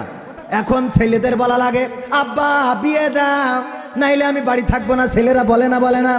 এক ছেলে বলছে আব্বা ছোট ভাইয়ের কি বিয়ে দিলি হইতো না? বলছে ছোট ভাইয়ের, তোর ছোট ভাইয়ের বিয়ে দেবো, এখনো তো তোরই দিলাম না। কয় এই কথা তো মুখই বলো না কোনোদিন। ছোট ভাইয়ের মানে ও বুদ্ধি করে বলছে আব্বা ছোট ভাইয়ের বিয়ে দিলি হয় না? তা বলছে তোর ছোট ভাইয়ের বিয়ে দেবো কি করে, এখনো তো তোরই দিলাম না। বলছে এই কথা তো কোনোদিন কও না। তার মানে আমার দাও বাবা এই জন্যে ছেলেরা বলবে না, বাবা বলবে ওগো খোকা তোমার জন্য মেয়ে দেখেছি, অমুকের মেয়ে খুব সুন্দরী, চলো গুছাই নাও, টোপর মাথায় দাও, আজকেই যে বিয়ে। ছেলে বলবে না বিয়ে করবে না, বাবা বলবে যদি বিয়ে না করো তাইলে আমি এই বাড়ি ছেড়ে দিলাম, যতদিন বিয়ের সিদ্ধান্ত না নিবা ততদিন আমি বাড়ি আসবো না। এমন বাবাই হবে জান্নাতি বাবা, বলেন ঠিক কিনা? কারণ আপনি বলেছেন প্রতিষ্ঠিত হও, আগে মানুষ হও, বড় হও, টাকা ইনকাম করো, তারপরে বিয়ে। এখন ছেলের তো দরকার, ও যেহেতু বিয়ে করতে পারছে না, সুতরাং ও বিলকিস রে নিয়ে চলে যাই পার্কে, চলে যাই সিনাক্সে, চলে যাই ওই বিভিন্ন জায়গায়, তারপরে এমনি সেমনে আইলা সাইলা বাইলা তারপরে যে ঘটনা ঘটে না। এতে কি বাবার উপকার হলো না ক্ষতি? কতখানি উপকার না ক্ষতি? আপনি গুনার ভাগীদার হয়ে গেলেন। ওই সন্তান পরকালের ময়দানে আল্লাহর নবী বলছেন যখন সন্তানকে জাহান্নামে দেওয়া হবে তখন ওই সন্তান ডাক দিয়ে বলবে ওগো রব, তুমি আমাকে জাহান্নামে দেওয়ার আগে আমার বাবাকে আমার সামনে এনে দাও। বাবাকে সামনে হাজির করা হবে। সন্তান বলবে এই সেই বাবা যেই বাবা আমাকে নেকামল করতে দেয় নাই, ওই বাবার কারণেই বদামল করা লেগেছে, ওই বাবার কারণে আমি জেনা করেছি, গুনাহ করেছি, ধর্ষণ করেছি, ব্যভিচার করেছি, সুতরাং আমি এই বাবার পা দিয়ে মুখে লাথি দিয়ে জাহান্নামে ঢুকতে চাই। আল্লাহ তৌফিক দেবেন, ওই সন্তান পিতার মুখে লাথি দিয়ে তারপরে জাহান্নামে যাবে, বলেন নাউজুবিল্লাহ। সুতরাং আপনি সন্তানকে যদি নেককার বানাতে চান তাকে উপযুক্ত টাইমে বিয়ে দেন, এটা মনে থাকবে না। আর যুবকরা বলো মনের মতো ওয়াজ করেছি না করি নাই, কিন্তু যুবকদের একটা কাজ আমার করে দিতে হবে, সেইটা হলো তুমি সারাদিন জামতলায় ফ্রি ফায়ার মারবা, আর ইয়াবা ফেন্সিডিল মারবা, গাঞ্জা মারবা, আর তোমার একটা ঘাড়ে এনে দেবে। ওই বউ তো তোমার এনে দিতে পারবে কিন্তু রেখে দিতে পারবে, বউ থাকবে। সুতরাং যুবকদের কি করতে হবে? লেখাপড়ার পাশাপাশি নিজেকে কর্মে সঁপে দিতে হবে। সময়টা যতটুকু আছে প্রাইভেট পড়াও, সময়টা যতটুকু আছে কোচিং করাও, অথবা লেদে যাও ওয়েল্ডিং করা শেখো, ফার্মেসিতে যাও ওষুধের নামগুলো পড়া শেখো, মুদিখানার দোকানে সহযোগিতা করো। আস্তে আস্তে লেখাপড়া শেষ করতে করতে নিজে একটা ব্যবসা রান করে ফেলো। চাকরি হইলে তো হইল, না হইলে ব্যবসা আছে না নাই। এই কাজগুলো কি যুবকেরা করা যাবে না? আমার যুবকেরা যদি ইজি বাইক চালাও, ভ্যান চালাও, ব্যাটারি চালিত গাড়িগুলো চালাও, তাও দিনে 500-1000 টাকা ইনকাম আছে না নাই? বাবার কাঁধের পরে বসে বসে খাবা আর ফ্রি ফায়ার মারবা, আর মেয়ে মানুষের পিছনে টাঙ্কি মেরে বেড়াবার, বলবা বিয়ে দাও, তোর তো বিয়ে দেওয়ার থেকে নুনু কেটে নেওয়া ভালো। কথা কয় না কথা? ও হ্যাঁ, আমার মা বোনেরা, আপনাদের মধ্যে রুমাল যাচ্ছে, একটু রুমালে আপনাদের পকেটে যা আছে হাত লাগান। আর ওই যে ওয়াজ তো একটা শেষ করতে পারছি না আপনাদের জন্য, তাই যাই হোক, ও পরে আর একদিন আবার মান্দায় আছে। কয় তারিখ জানো? 10 তারিখ। কোন জায়গা? বড় পই 10 তারিখে আসতেছি। ওখানে আপনারা আবার এরকম গুতাগুতি করবেন নাকি? সাহস নিয়ে দাঁড়িয়েছ তাই মুক্ত হয়েছে জমিন, সাহস করে দাঁড়ালে আর একবার কায়েম হয়ে যাবে দিন। নয় নয় নয় আর কোনো ভয়, আনতে হবে দিনের বিজয়। নয় নয় নয় আর কোনো ভয়, আনতে হবে দিনের বিজয়, দিনের বিজয়। যারা ভেবেছিল ছাড়বে না আর ক্ষমতার ওই মাসনদ, দেখেছে তারা রবের পাকড়াও কি করে করে নাস্তানাবুদ। যারা ভেবেছিল ছাড়বে না আর ক্ষমতার ওই মাসনদ, দেখেছে তারা রবের পাকড়াও কি করে করে নাস্তানাবুদ। তাই নয় নয় নয় আর কোনো ভয়, আনতে হবে দিনের বিজয়, দিনের বিজয়। মানুষের সাথে যারা করেছে দুশ্মনী, করেছে বাড়াবাড়ি, দেশের বুকে তাদের হয়নি তো জায়গা, যেতে হলো মামার বাড়ি। মানুষের সাথে যারা করেছে দুশ্মনী, করেছে বাড়াবাড়ি, দেশের বুকে তাদের হলো না তো জায়গা, যেতে হলো মামার বাড়ি। তাই নয় নয় নয় আর কোনো ভয়, আনতে হবে দিনের বিজয়, দিনের বিজয়। কাবা রক্ষায় যেই মহারব পাঠিয়েছিলেন আবাবিল, আজও তিনি দয়াময় তেমনই আছে, বদলেনি তো এক তিল।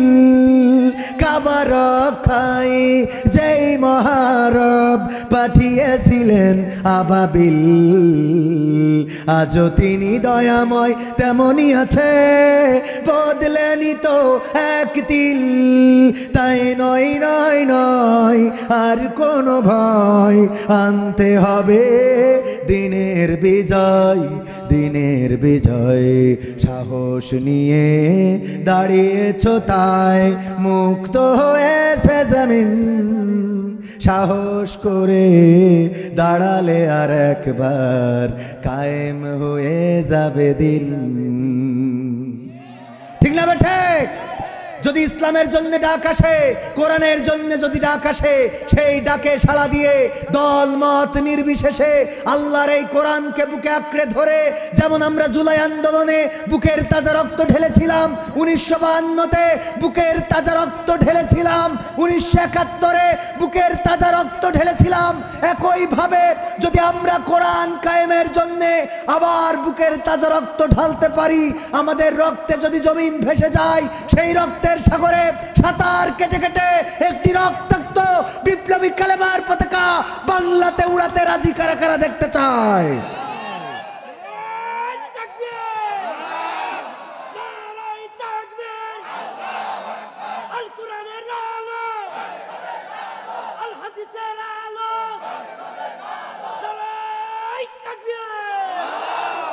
এখনো কি প্রকৃত স্বাধীনতা এবং ইনসাফপূর্ণ বৈষম্য বিরোধী সমাজ এসেছে? এখনো আসে নাই। ধর্ষণ কি এখনো বন্ধ হয়েছে? এখনো বন্ধ হয় নাই। চুরি বন্ধ হয় নাই, খুন বন্ধ হয় নাই, রাহাজানি বন্ধ হয় নাই। এই সমাজে অন্যায়, অপকর্ম, অশ্লীলতা, বেহায়াপনা দেদারসে চলছে, বন্ধ যেহেতু হয় নাই, সুতরাং আমাদের বক্তব্য স্পষ্ট।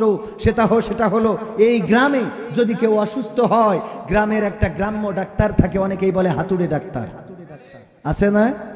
এই ডাক্তার যে যদি আমার আব্দুল মান্নান সাহেবের চিকিৎসা করার পরে যদি ওষুধ দেওয়ার পরে ভালো না হয়, উনি পরামর্শ দেন যে আমার দিয়ে তো হলো না, আপনি মান্দায় যান। দেয় না পরামর্শ? উনি কি ধরে থাকেন? বরং বলেন বলতে তো পারি না কখন কি হয়, আপনি মান্দায় যেতে থাকেন। মান্দায় যাওয়ার পরে মান্দার ডাক্তার উনি ওষুধ দেওয়ার পরে যদি তাও না কমে, তাইলে উনি বলে আমার দিয়ে তাইলে মনে হয় হবে না, আপনি নওগাঁয় যান, বলে না? এরপরে নওগাঁয় যাওয়ার পরে যদি উনার মেশিন টেশিন আছে, স্ক্যান মিস্ক্যান, সিটি স্ক্যান, তারপরে আরো কি কি সব একবার প্যাকিং করে ওর মধ্যে ঢুকাই দিলে, তারপরে বের করলো। করার পরে রিপোর্ট দেখে বলে যে যে অবস্থা দেখছি তাতে করে আমার মনে হয় খুব ভালো হয় এই মুহূর্তে ঢাকা মেডিকেলে নিয়ে যান। এরকম হয় না? উনি ধরে রাখেন না, পাঠাই দেন, রেফার করেন আর এক জায়গায়। ঢাকা মেডিকেলের ডাক্তার রিপোর্ট দেখার পরে বলতেছে যে অবস্থা, তাতে করে এই দেশে ইনার চিকিৎসা নাই। যদি পয়সা থাকে, টাকা থাকে, তাইলে দেশের বাইরে নেওয়ার চিন্তা করেন। সত্য তো? আমার দুঃখ হলো এই দেশে যারা শান্তি দিতে চায়, এই দেশের জন্য যারা বলে যে এই দেশের উন্নয়নে কাজ করছি, যারা বলে এই দেশের উন্নয়নে আমাদের সব কাজ, আমাদের ভূমিকা, আমাদের চেষ্টা, আমরা মরি বাঁচি এই দেশের কল্যাণের জন্য। বলেন স্বাধীনতা 54 বছর পার হয়ে গেছে, একের পর এক চেয়ার বদল হয়েছে, দেশে কি শান্তি এসেছে? কিন্তু এই ডাক্তারগুলো একজনও বলে নাই যেহেতু আমরা পারি নাই, তাহলে এখন আল্লাহর যে বিধান আছে এটা দিয়ে দেখো তোমরা পারো কিনা। কথা কয় না, বলেছে একজনও? আমি বলি একজন হাতুড়ে ডাক্তার যদি সে ওষুধ দিয়ে কাজ না হয় পাঠাই দেয় মান্দায়, মান্দায় যদি কাজ না হয় পাঠাই নওগাঁয়, নওগাঁয় যদি কাজ না হয় পাঠাই ঢাকায়, ঢাকায় কাজ না হলে পরামর্শ দেয় বিদেশে নিয়ে যাও। কিন্তু আমার দেশের রাজনীতিবিদেরা যারা এই সমাজে শান্তি আনতে চায়, যারা এই সমাজে মুক্তি দিতে চায়, যারা এই সমাজে অর্থনৈতিক স্বাধীনতা দিতে চায়, যারা এই সমাজে দুর্নীতি দূর করতে চায়, যারা এই সমাজে জেনা ব্যভিচার ধর্ষণ থামাতে চায়, স্বাধীনতার পরে স্বাধীনতার স্থপতি বঙ্গবন্ধু শেখ মুজিবুর রহমান তিনি রাষ্ট্র চালিয়েছেন, সেটা কি পেরেছেন? জিয়াউর রহমান, খালেদা জিয়া, এরশাদ, শেখ হাসিনা, ফখরুদ্দিন, মঈনুদ্দিন, ইয়াজউদ্দিন, আমার নতুন করে ডক্টর ইউনূস, কেউ কি পারছেন? যেহেতু পারছে না, সুতরাং আমি বলি এইবার আপনারা সাজেস্ট করেন, যেহেতু আমরা ওষুধ দিয়ে হলো না, সব ওষুধ যেহেতু আমাদের শেষ, আমাদের ডোজ শেষ, এইবার তোমাদের যেই ডোজটা সেইটা কাজে লাগাও। এটা বলার দরকার আছে না নাই? এই ডোজটা যদি কায়েম হয়ে যায় তাইলে যা চেয়েছে স্বাধীনতার পরে তাই এই বাংলাদেশিরা পাবে না, পাবে না। কারণ দুর্নীতি বন্ধ হতে পারে কোরআনের আইন দিয়ে, বলেন ঠিক না বেটে? সন্ত্রাস বন্ধ হবে কিসের আইনে? চাঁদাবাজি বন্ধ হবে কিসের আইনে? শুধুমাত্র চোর যদি চুরি করে আল্লাহর আইনে বিধান কি? হাত কাটা। কবির বিন সামাদ যদি যশোরের চোর হতো আর যদি হাতের কবজি কাটা থাকতো, এখন এসে যদি ওয়াজ করতাম, বাবারা কেউ চুরি করবানা করবানা রে, আপনারা বলতেন হুজুর আপনার হাতের কবজি কই? আমি বলতাম বাবা টেনশন করি না, আমার কবজি গেছে, তোর অসুবিধা কি? আমার কবজি গেছে বাবা। খুলে বলি, আমাদের এলাকায় ওই যে ঝিনাইদহ কালীগঞ্জ চিনির মিল আছে, ওই চিনির মিলে আমি চাকরি করতাম। আখ ঢুকাইতে হইতো মেশিনের মধ্যে, কুইশাল গ্যান্ডারি আপনারা কি বলেন? কুইশাল। এই কুইশাল ঢুকাইতে ঢুকাইতে হঠাৎ করে আমার হাত ঢুকে গেছিল। আমার তাড়াতাড়ি করে 250 বেডে নিয়ে গেল। ডাক্তার বলল কবজিতে কেটে ফেলে দিতে হবে, কারণ আঙুল পিষে গেছিল। আমার এই কথাও যদি বলতাম আপনারা বাড়ি যেতেন আর বলতেন আসলে কিন্তু মালটা যশোরের সোস ছিল। ঠিক না বেটে? এই যে বসে আছে দুই হাত সামনে দিয়ে, এ দেখেন এক হাতে কেনে নাই, এখানতে এক হাত নাই, আইন আছে কোরআনের। উনার হাত সত্যি সত্যি মনে করেন ডাক্তার কেটিতে অন্য কারণে, তাও এক হাত বাদে যদি এখানে বসে থাকতো, চোর বলো এটা বসে আসতো নাই, কথা কয় না, চোর বলো একটা বসে আছে। এইবার তারেক রহমান বলল যে আসো নমিনেশন দেব, ধানের শীষ দেব তোমরা। আমি নওগাঁয় পছন্দ করেছি আব্দুল মান্নান সাহেবের, তুমি আইসো। আব্দুল মান্নান সাহেব গেছে কিন্তু একখানা হাত নাই। তারেক রহমান বলবে এক হাত যেহেতু নাই ধান কাট পাকি করে, কথা কয় না, বলবে আমার বোঝা শেষ। তুমি আমি লন্ডনে ছিলাম, এই ফাঁকে তুমি নওগাঁয় তেস মারি চাও, মানসির জমি ফাঁকি দি চাও, চুরি করি চাও, অন্যায় করি চাও, তাই হাতের কবজি নাই। সুতরাং তোমারে লাগা লাগা হবে না। কথা কি বোঝা গেছে? শুধু একটা আইন, এই আইন কায়েম করেন, এক হইতে বাংলাদেশ হয়ে যাবে। কি হইতে বাংলাদেশ? দেন দিনই কাগজগুলো আগে দেন, দেন দিন কাগজ দেন, বের করে দেন। হযরত আবু বকর মুহাম্মদ আবু বকর সাহেব জামাতের ইউনিয়ন সেক্রেটারি, লিল্লাহি তাকবীর। 1500 টাকা নগদ আল্লাহ দানকে কবুল করো। আল্লাহ দাড়ি পাল্লা নিয়ে সারা জীবন যেন লড়াই করতে পারে তৌফিক দান করে দাও। আব্দুল মতিন ভাই যিনি নগদ দিয়েছেন কত 500 টাকা এবং 20 কেজি ধান, আল্লাহ কবুল করো। আবু রাইহান কি দিয়েছে 500 টাকা, আল্লাহ কবুল করে নাও। আব্দুল জলিল দিয়েছে 10 কেজি ধান, আল্লাহ কবুল করো। হানিফ প্রবাসী মৃত মকবুল দিয়েছে 10,000 টাকা। ও বাবা, এটা তো একটা তাকবীর দিয়াই লাগে, লিল্লাহি তাকবীর। কয় হাজার আমার মা বোনেরা আছে পর্দার অন্তরালে, মা বোনদের জন্য একটু কথা না বললে বলবে হুজুর সামনে যারা ছিল আমরা তাদের থেকে বেশি ছিলাম, কিন্তু আপনি শুধু সামনে যাদের দেখলেন ওদের জন্য ওয়াজ করলেন, আর আমরা যে পর্দার অন্তরালে আমাদের কথা আপনার মনে পড়লো না, এরকম বলবে না? কথা কয় না? আমার আল্লাহ বলেছেন ওয়াকরানা ফি বুয়ুতিকুন্না ওয়ালা তাবাররাজনা তাবাররুজাল জাহিলিয়াতিল উলা। ওগো নারীরা পর্দার মধ্যে থাকো, জাহিলি যুগের মেয়েদের মতো সাজুগুজু করে নিজেদেরকে প্রদর্শন করে বেড়ায় না। কথাটা কার? এই কথাটা মেয়েরা কি মানে না? কেমন মানে? এখন বুরকা পরার সংখ্যা বেশি না কম? বেশি, কিন্তু বুরখার মধ্যে ঝামেলা আছে। আমার হুজুর বলল, ভাই আপনি নওগাঁয় আসলে আপনার নিয়ে একটু বেড়াতে যাব। কোথায়? ওই চাপাই নবাবগঞ্জে যাব এক জায়গায়, ওখানে যে আমরা খাওয়া দাওয়া করবো। সাথে থাকবে কয়জন? 10 জন। হুজুর মানুষ আমার বলেছে, আমি সাথে করে আরো 3-4 জন আনিছি। আর একজনের বলেছে আরো 3-4 জন। আমার আব্দুল মান্নান ভাইয়ের সাথে আরো 2 জন। লোক হয়ে গেছে 10 জনের জায়গায় 20 জন। কয়জন? হুজুর চিন্তা করিল লোক বেশি হতে পারে, এই জন্য ভাত নিয়েছে, সাথে আবার কিছু মুড়ি নিয়েছে। মুড়ি চেনেন তো? মুড়ি নিয়েছে যে যদি লোক বেশি হয় কিছু লোকের ভাত খাওয়াবো আর কিছু লোকের ভাজা মুড়ি মেখে দিয়ে খাওয়াবো, যাতে অন্তত মান সম্মানটা বেঁচে যায়। এইবার লোক বেশি হয়ে যাওয়ার কারণে আমার কাছে জিজ্ঞেস করছে, হুজুর আপনি কি খাবেন? আমি বললাম কি আছে? বলতেছে ভাত না মুড়ি খাবেন? আমি বললাম ভাত খেয়ে তারপর মুড়ি খাবো। ভাত খেয়ে তারপর? আর এই হুজুরি বলছে আপনি কি করবেন? বলছে আমি মুড়ি খেয়ে তারপর ভাত খাবো। তাহলে ওর হুজুরি সে উদ্দেশ্য ছিল, কাজে লাগলো। আল্লাহ বলল, বুরখা পরো, সাজুগুজু করে বেড়ায়ও না, নিজেদেরকে প্রদর্শন করে বেড়ায়ও না। আর এখন আল্লাহওয়ালারা বুরখা পরে তারপরে টিকটক করে। বলেন সুবহানাল্লাহ। ও নাউজুবিল্লাহ। এই বুরখা পরে দেখায় আছে না নাই? বুরকা পরে ঘুরান মারে, ও আল্লাহ দেখে মনে হয় না জানি বাড়িটা থেকে এইটা ভালো। কথা কয় না? আবার পার্কে যায়, বাড়িতে যখন বেরোয় তখন মনে হয় তাপসী রাবিয়া যাচ্ছে, আর যখন ফিরে আসে তখন মনে হয় রাবিয়া বসরি ফিরে আসলো। আর মাঝখানে যাইয়ে পার্কে যাইয়ে ওই যে বয়ফ্রেন্ডের সাথে ঘুডু বুডু আছে না নাই? ঘুডু বুডু বোঝেন তো? মানে ওইটা একটা আঞ্চলিক শব্দ আর কি, মানে ঠিক আছে আছে না নাই? যখন বাড়ি দেন দিন কাগজ দেন দিন, আগে কাগজে চালাই তো বললাম, হ্যাঁ দেন না, একটু বলি না, থাক একটু না বললে ওরা কষ্ট করবে। জোহরা বিবি উনি দিয়েছেন এক, মেলা দেরি লাগবি না? কি জ্বালা, এত দান করছে লোক। আল্লাহ আলহামদুলিল্লাহ বলেন আলহামদুলিল্লাহ। আল্লাহ দান করছে, এই দান দেখছেন কে? আল্লাহ দেখছেন। সুতরাং আল্লাহর জন্য যে দান করে আল্লাহ রাব্বুল আলামিন তার দানকে কবুল করে নেবেন। আমার মা বোনেরা, হ্যাঁ আইনমন্ত্রী ফাঁসে গেল, ওইটা নিয়ে তো আবার আপনাদের প্রশ্ন আছে। হ্যাঁ আমি দেখেন এখানে আসার আগে, আমি স্টেজে উঠার আগে বললো, হুজুর তো না ভাই, আমার তো হুজুর মনে হয় না, আপনাদের দরকারও নেই।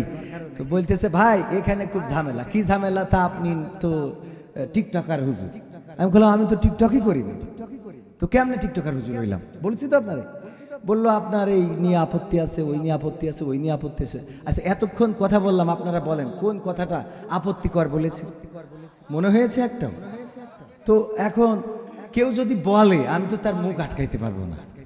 আর কিছু লোক বলবেই, কিছু লোক কেন বলবেই? আমি বলি দেখেন, আমি নাটক করলে দোষ, ওয়াজ করলে দোষ, আমি ব্যবসা করলে দোষ, আমি চাকরি করলে দোষ। আমি আসলে এইগুলো করি, এগুলো দোষের না। মূল সমস্যা হলো আপনার চোখের সমস্যা। ডাক্তারের কাছে যে একজন বলতেছে আমার সমস্ত শরীর ব্যথা, সমস্ত শরীর ব্যথা। তো ডাক্তার টিপ দিচ্ছে, ব্যথা লাগে? কয় না ব্যথা লাগে, তা না ব্যথা লাগে, তা না। তা কই তা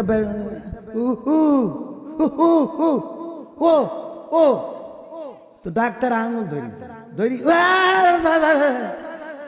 মানে সমস্যাটা ইস্কনে। তো ওই আঙুল দিয়ে যদি সারা শরীর টেপেন, তার তো চিকেনে টেপেন, চিকেনে ব্যথা লাগবে। কথা কয় না? এখন ঠিক করার দরকার আঙুল সমস্ত। তা আপনার যদি মনের আর চোখের সমস্যা হয়, আমি কি করব? আমি বলি, আমি ওয়াজ করতে উঠলে অনেক হুজুর বলে এই নাট্যকার কেন ওয়াজ করতে উঠলো? আমার আল্লাহ বলেন, ওয়ামান আহসানু ক্বালাম মিম্মান দাআ ইলাল্লাহ ওয়া আমিলা সালিহান ওয়া ক্বালা ইন্নানি মিনাল মুসলিমিন। আমার আল্লাহ বললেন, ওগো তার কথার চেয়ে ভালো কথা আর কেউ বলে না, যে নিজে ভালো কাজ করে অপরকে ভালো কাজের জন্য আহ্বান করে। এখন বলেন এই আয়াত নাট্যকারদের উপরেও এই আয়াতের বিধান আছে না নাই? যদি কেউ দাড়ি না রাখে তার জন্য এই আয়াত না, যে দাড়ি রাখিনি তার জন্য আয়াত কয় না, তার জন্য এই আয়াত। যে দাড়ি রাখিনি তার জন্য এই আয়াত, যে দাড়ি রেখেছে তার জন্য, মসজিদে যে ইমাম তার জন্য, যে মুসাল্লি তার জন্য, যে নামাজ পড়ে না তার জন্য এই আয়াত। তো সুতরাং আমি এই কথা বলার দরকার আছে না? এখন আমি নাট্যকার বলে আমি এই কথা বলবো না, তা তো হবে না। এবার আমার আব্দুল মান্নান হুজুর যদি বলেন, হ্যাঁ হ্যাঁ, এইবার দেখেন ভাইরা আমার, শুধু তাই নয়, আমি বলি আমার আল্লাহর সওয়াবের জন্য যদি আপনি ওয়াজ করেন, সওয়াবের জন্য যদি ওয়াজ করেন, আমারও সওয়াবের দরকার আছে না নাই? ওয়াজ করলে যদি সওয়াব হয় তাইলে আমারও সওয়াব নেওয়া দরকার। ওয়াজ করলে যদি মুরগি জবাই করে, আজকে যেমন গরুর গোশতও খাওয়াইলো, মুরগি খাওয়াইলো, পটল ভাজি, মাছ ভাজি খাওয়াইলো, ওইগুলো যদি ওয়াজ করে খাওয়া পাওয়া যায়, আপনি হুজুর যদি খাইতে চান, আমারও পেট আল্লাহ দিয়েছে না দেয় নাই? তাহলে আমিও খাবো। আর ওয়াজ করি যদি টাকা পাওয়া যায়, আপনি পাইলে আমি পাইলে, দোষ কোথায়? কথা কয় না? আপনার লাগলে আমার লাগবে না? কথা ঠিক আছে তো? এইবার আসেন, যে যা বলে বলুক, খালি আমি এই কান্দে শুনি আর এই কান্দে বের করে দিই, কারণ আমি শুনি কার জন্যে? আল্লাহর জন্য। যদি আপনি বলেন ইন্না সলাতি ওয়া নুসুকি ওয়া মাহইয়ায়া ওয়া মামাতি লিল্লাহি রাব্বিল আলামিন, ওগো আল্লাহ, নিশ্চয় আমার সালাত, আমার কুরবানি, আমার জীবন, আমার মরণ সব কার জন্য? আল্লাহর জন্য যদি হয়ে যায়। আল্লামা দেলোয়ার হুসাইন সাইদি জেলে ছিলেন কয় বছর? 13 বছর জেলে থাকার পরে যেদিন বের করা হলো, মৃত্যুর আগের দিন বের করে নিয়ে হাসপাতালে নিয়ে যাচ্ছেন, অসুস্থ মানুষ, তারা বলল স্ট্রোক করেছে, তারপরেও এমন হাসি দিয়েছে যে হাসি চাঁদের আলোকেও মলিন করে দিয়েছে। ঠিক না বেঠে? 13 বছর জেলখানায় থাকার পরে এমন হাসি হাসা যায়। আর আমার পলক ভাই মাত্র 13 মাস, যে তার চেহারার দিকে তাকানোর কায়দা আছে? কথা কয় না? আছে। কান্তি কান্তি জান শেষ, মাথার চুল শেষ, মুখের দাড়ি শেষ, টুপি শেষ, জুব্বা শেষ, সব চেহারার গিলাসও শেষ। ওগো আমার ভাইরা, মাত্র 13টা মাসেই যদি এই হয়ে যায়, আর 13টা বছরেও ওদের চেহারায় কোনো মলিনতা পড়ে নাই, তার কারণ হলো তারা জানে আমরা জেল খাটলেও আমাদের সওয়াব দেন কে? আমরা জেল খাটলেও খুশি হন কে? আমরা ফাঁসিতে ঝুললেও খুশি হন কে? আমরা যখন মারা যাই তখন হাসতে হাসতে মরি, আমাদের ফরিয়াদ থাকে, ওগো রব, তুমি আমার মৃত্যু তো দিবা, আমার অ্যাক্সিডেন্টে মরণ দিও না, আমারে রাস্তায় ডুবা, আমারে পানিতে ডুবাইয়ে চুবাইয়ে মরণ দিও না, আমারে কোনো দুর্ঘটনায় মরণ দিও না, আমার স্ট্রোকে মরণ দিও না, আমার হাসপাতালে মরণ দিও না। ওগো রব, তুমি যখন আমার মরণ দিবা, তখন কোরআনের ময়দানে, কোরআনের আন্দোলনে থেকে যেন জীবনটা দিয়ে শহীদ হতে পারি, এই তামান্না আমাদের আছে না নাই? তার মানে আমরা মৃত্যুকে আহ্বান করি যুদ্ধের ময়দানে, আমরা মৃত্যুকে আহ্বান করি রক্ত দিয়ে, আমরা রক্তের সাগরে গোসল হতে চাই। আমার বাবা আজকে 23 বছর হয়ে গেল পৃথিবী ছেড়ে বিদায় নিয়েছেন। জানুয়ারির 5 তারিখ 2002, 4 তারিখে মাহফিল করেছেন, 5 তারিখে ফিরে আসার পথে কেউ বলে আব্বাকে মেরে ফেলা হয়েছে, আর কেউ বলে অ্যাক্সিডেন্টে মারা গিয়েছে। আমার আব্বার লাশটা ঝিনেদার কালীগঞ্জ থানা থেকে নিয়েছিলাম, রক্তাক্ত দেহখানা নিয়ে সাথে করে নিয়ে গিয়েছিলাম। আমার বাবা মারা যাওয়ার সময় আমার বয়স ছিল 14 বছর। এই 14 বছর বয়সের আগ পর্যন্ত আমি যতদিন আমার আব্বার সাথে হাত তুলেছি, আমার আব্বার দোয়া করতে শুনেছি। আমার আব্বা দোয়া করেছে, ওগো রব, তুমি আমাকে শহীদ করো, আমার জীবনটা শাহাদাতের পথে কবুল করো, অথবা তুমি আমাকে শহীদের পিতা বানাও। শহীদের পিতা বানাও, তার মানে আমাকে শহীদ চেয়েছেন আমার বাবা। আমার বাবা আমাকে শহীদ চেয়েছেন।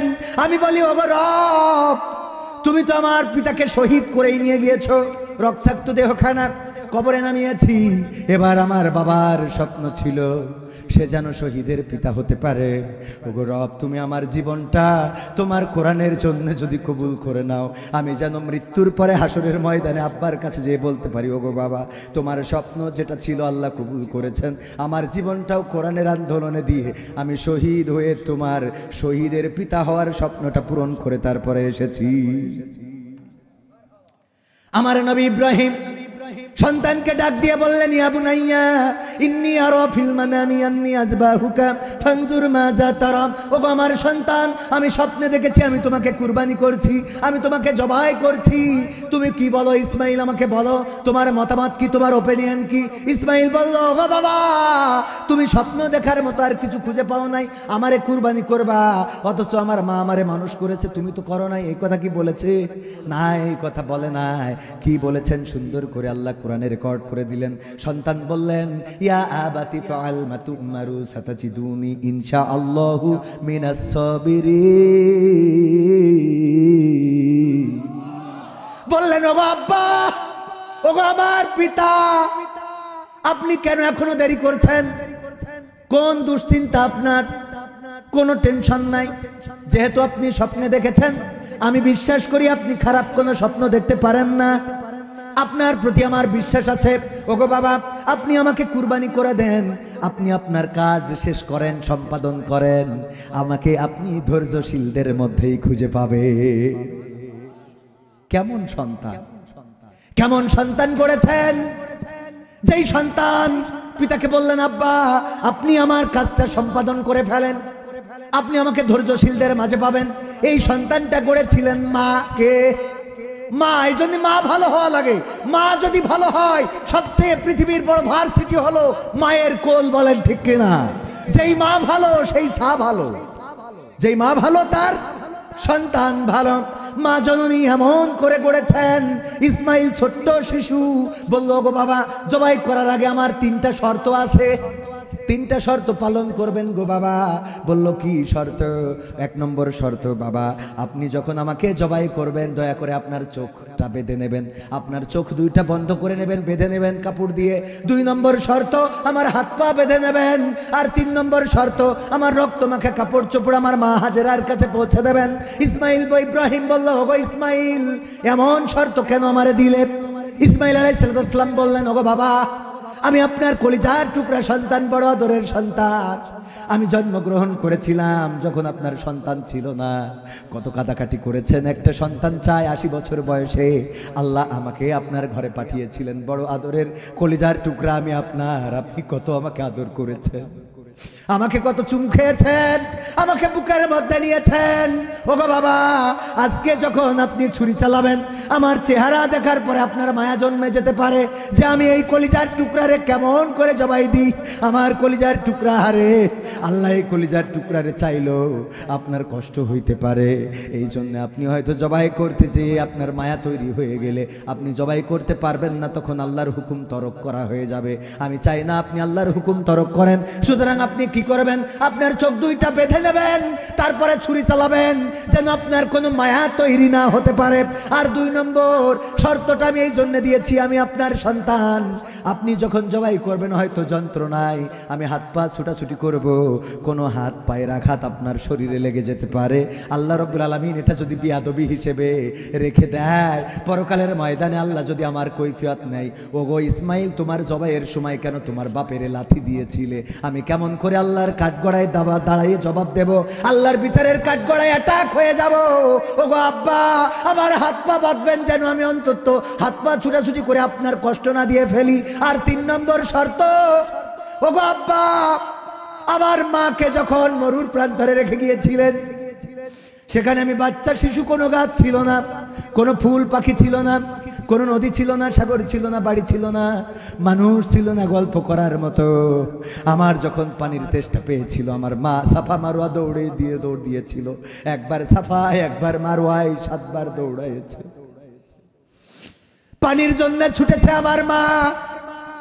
এই মরুর প্রান্তরে আমারে ওই জমজমের পানি খাইয়ে খাইয়ে আর বুকের দুগ্ধ দিয়ে আমারে বড় করেছে। ওগো আব্বা আমার মায়ের কাছে আমার রক্তমাখা কাপড়টা পৌঁছে দিয়ে আমার মাকে জানিয়ে দিবেন যে তোমার সন্তান আল্লাহর জন্য নিজের জীবনটা কুরবানি করে দিয়েছে, যেন আমার মা ওই কাপড়টা বুকের মধ্যে ধরে সান্ত্বনা খুঁজে পায় যে আমার সন্তান আল্লাহর জন্য কুরবানি হয়েছে।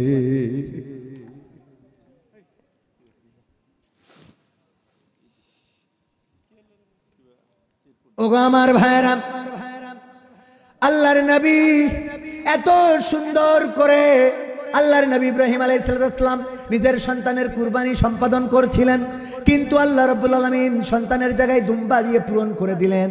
আল্লাহ নিয়তটা নিলেন, ভিতরটা নিলেন, উপরটা দেখেন নাই। নিয়েছেন কোনটা? নিয়েছেন কোনটা? ভিতরেরটা। এমন সন্তান যদি গড়ে তুলতে হয় মা ভালো হওয়া লাগবে। আমার কাছে প্রশ্ন করেছে, হুজুর মেয়েদের চুল বাসা কাজ করা জায়েজ কিনা? চুল বাসা কাজ মানে কি? এদিকে আছে, আপনার ওই এলাকাতে নাই মনে হয়। আমার এলাকায় নাই। চুল বাসার চাকরি চাকরি মানে বুঝেন চুল সবগুলো চুল নিয়ে এসে রাখিছে থেকে বেসা বেসা দেওয়া লাগবে সকাল 10টার সময় 7টার সময় হারা লাগবে 1টার সময় তাহলে চাকরি চাকরি তো অসুবিধা চাকরি যেটা সেটা করতে পারবে পর্দার মধ্যে থেকে মেয়েরা সব করতে পারবে আল্লাহু আকবার বাইক চালাইতে পারবে না অনেকেই প্রশ্ন করে হুজুর স্ত্রীরা কি বাইক চালাইতে পারবে মোটর আমি বললাম চালাইতে পারবে মানে কি ওয়াজিব কি জিব এখন বলবেন হুজুর এটা কেমন কথা মেয়েরা বাইক চালাইলে এটা তো খারাপ আপনি বাইক চালাইতে দিলেন না হঠাৎ মান্দায় যেতে হবে রাস্তায় দাঁড়াই এখনকার টমটমে তারপরে আপনারা কি বলেন অটো এই অটোগুলো আসে খুব দ্রুত তার সাথে যেতে হবে মান্দায় অথবা নওগাঁয় স্বামী বলেছে এক্ষুনি আসো বিপদে পড়েছি স্ত্রী যে রাস্তায় দাঁড়ালো বলেন কোন অটো কি আছে ওই একজনকে নিয়ে যেতে চাইবে বরং অন্য যাত্রী নিতে চাইবে না ওই জায়গায় হাত মারলেন ওই অটোওয়ালা এইদিকে তাকাইলো দেখলো একজন দাঁড়ায় আছে জায়গা নাই চলে গেল আবার হাত মারলেন জায়গা নাই চলে গেল আবার হাত কয়জন অটোর সাথে দেখা হবে 2-5 জনের সাথে তো দেখা হবে রাস্তায় দাঁড়িয়ে থাকা এরপরে এইবার যখন অটো একটা আসলো সিট আছে একটা এই পাশে বসে আছে একজন এই পাশে একটা খালি এই পাশে একটা এই পাশে একটা 3 জন পুরুষ আর একটা সিট খালি এখন ওই স্ত্রী কোণে বসবে ড্রাইভারের সাথে তাও তো সমস্যা কিনা তাহলে সামনেও বসার কায়দা নাই পিছনে একটা সিট আছে কিন্তু 3 জন আছে পুরুষ একজন নারী ওই জায়গায় ওই নারীটা বসার চেয়ে যদি এই নারীটার একটা বাইক থাকতো মিস্টার দিয়ে হুঁ করে চলে যেত কারোর জন্য দাঁড়ানো লাগতো না ডাকাও লাগতো না আর আরেকজন পুরুষের সাথে ঘেঁষা দেও বসা লাগতো কথা কি বোঝা গেছে যুগের সাথে তাল মিলায়ে যা পর্দার মধ্যে থেকে করা দরকার সেটা করা যাবে কিন্তু যদি আপনি পর্দার মধ্যে না থেকে মসজিদের মধ্যে যেও যদি ইমামের সাথে ঘেঁষাঘেঁষি করে নামাজ পড়েন এটাও হারাম কথা কয় না হারাম কাজ যেটা সেটা মসজিদের মধ্যেও হারাম আর হালাল যেটা সেটা আপনি যেখানেই করেন কোনো অসুবিধা এই চুল বাসা কাজ করা যাবে পর্দার মধ্যে থেকে সে করতে পারবে কোনো সমস্যা নাই ওগো আমার ভাইয়েরা এবার আসেন আলোচনায় সঙ্গীত এখনো বাকি রয়েছে এমপিরা সব কোথায় গেল আর যুবকদের জন্য রয়েছে এরপর আর একটা নতুন সঙ্গীত রয়েছে সব দলেরই দেখা হলো কেমন করে চালায় দেশ আগামীতে চাইছে দেখতে দাড়ি টুপির বাংলাদেশ চান আপনারা এইবার অনেকেই বলে হুজুর দাড়ি টুপির বাংলাদেশ দেখতে চান মানে আপনি কোন দলের কথা বললেন না এই দাড়ি টুপি যদি ধানের শীষের হয় আমরা তাদের পক্ষে এই দাড়ি টুপি যদি নৌকার হয় আমরা সেই পক্ষে আছি না নাই কিন্তু দাড়ি টুপি যদি জামাতরা গুরুত্ব না দেয় সেই জামাতও করব একদম ক্লিয়ার কথা আমরা কোন দলের না কার দলের সব দলেরই দেখা হলো কেমন করে চালায় দেশ আগামীতে চাইছে দেখতে দাড়ি টুপির বাংলাদেশ আগামীতে চাইছে দেখতে আল কোরআনের বাংলাদেশ এমন নেতা চাইছে দেশে দুঃখ সবার বোঝে গরিব দুঃখীর বাড়ি দুঃখ কষ্ট খোঁজে রে দুঃখ কষ্ট খোঁজে এমন নেতা চাইছে দেশে দুঃখ সবার বোঝে গরিব দুঃখীর বাড়ি দুঃখ কষ্ট খোঁজে রে দুঃখ কষ্ট খোঁজে সব অধিকার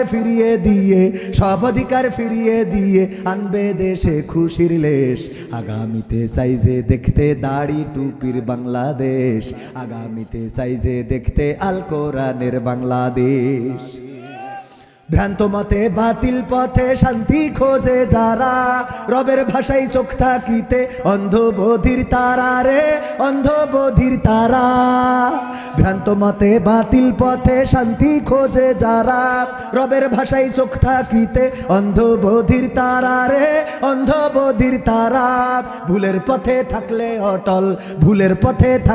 অটল এহ পরকাল হবে শেষ আগামীতে চাইছে দেখতে দাড়ি টুপির বাংলাদেশ আগামীতে চাইছে দেখতে আল কোরআনের বাংলাদেশ দুর্নীতি আর সাদাবাজি ভাই চলবে না এই দেশে, রুখে দিতে হবে তাদের আসলে ফ্যাসিস্ট বেশে রে, আসলে ফ্যাসিস্ট বেশে। দুর্নীতি আর সাদাবাজি ভাই চলবে না এই দেশে, রুখে দিতে হবে তাদের আসলে ফ্যাসিস্ট বেশে রে, আসলে ফ্যাসিস্ট বেশে। চললে আইন আল কোরআনের, চললে আইন আল কোরআনের, তবে দেশটা চলবে বেশ। আগামীতে সাইজে দেখতে দাড়ি টুপির বাংলাদেশ, আগামীতে সাইজে দেখতে আল কোরআনের বাংলাদেশ। চান আপনারা? আমরা সব দেখলাম, সব দেখা শেষ, শান্তি কেউ দিতে পারে নাই। অনেকেই বললো আমরা এসে এটা করে দেব, ওটা করে দেব, সুখ দেব, শান্তি দেব, ঘরে ঘরে চাকরি দেব, 10 টাকার চাল খাওয়াবো, সব বললো, কিন্তু করলো হয়েছে। আমার একজন বলতেছে হুজুর যদি ইসলাম ক্ষমতায় আসে তাইলে ইসলাম যেমন ইসলামী ব্যাংক বানাইছে টাকা পয়সা রাখার জন্য, অন্য ব্যাংকে রাখলি সুদ, কিন্তু ইসলামী ব্যাংকে রাখলি সুদ কি আছে? ইসলামী ব্যাংক বানাইলো, এরপরে ইসলামী টিভি বানাইছে, আছে না? ইসলামী টিভি, ইসলামী বিমা, ইসলামী ইউটিউব, ইসলামী ফেসবুক, এই জাতীয় সব ইসলামী বানাইলো এক এক করে। আমরা আমাদের প্রশ্ন হলো হুজুর যদি ইসলাম ক্ষমতায় যায় রে তাইলে কি ইসলামী বিড়ি বলে কিছু থাকবে?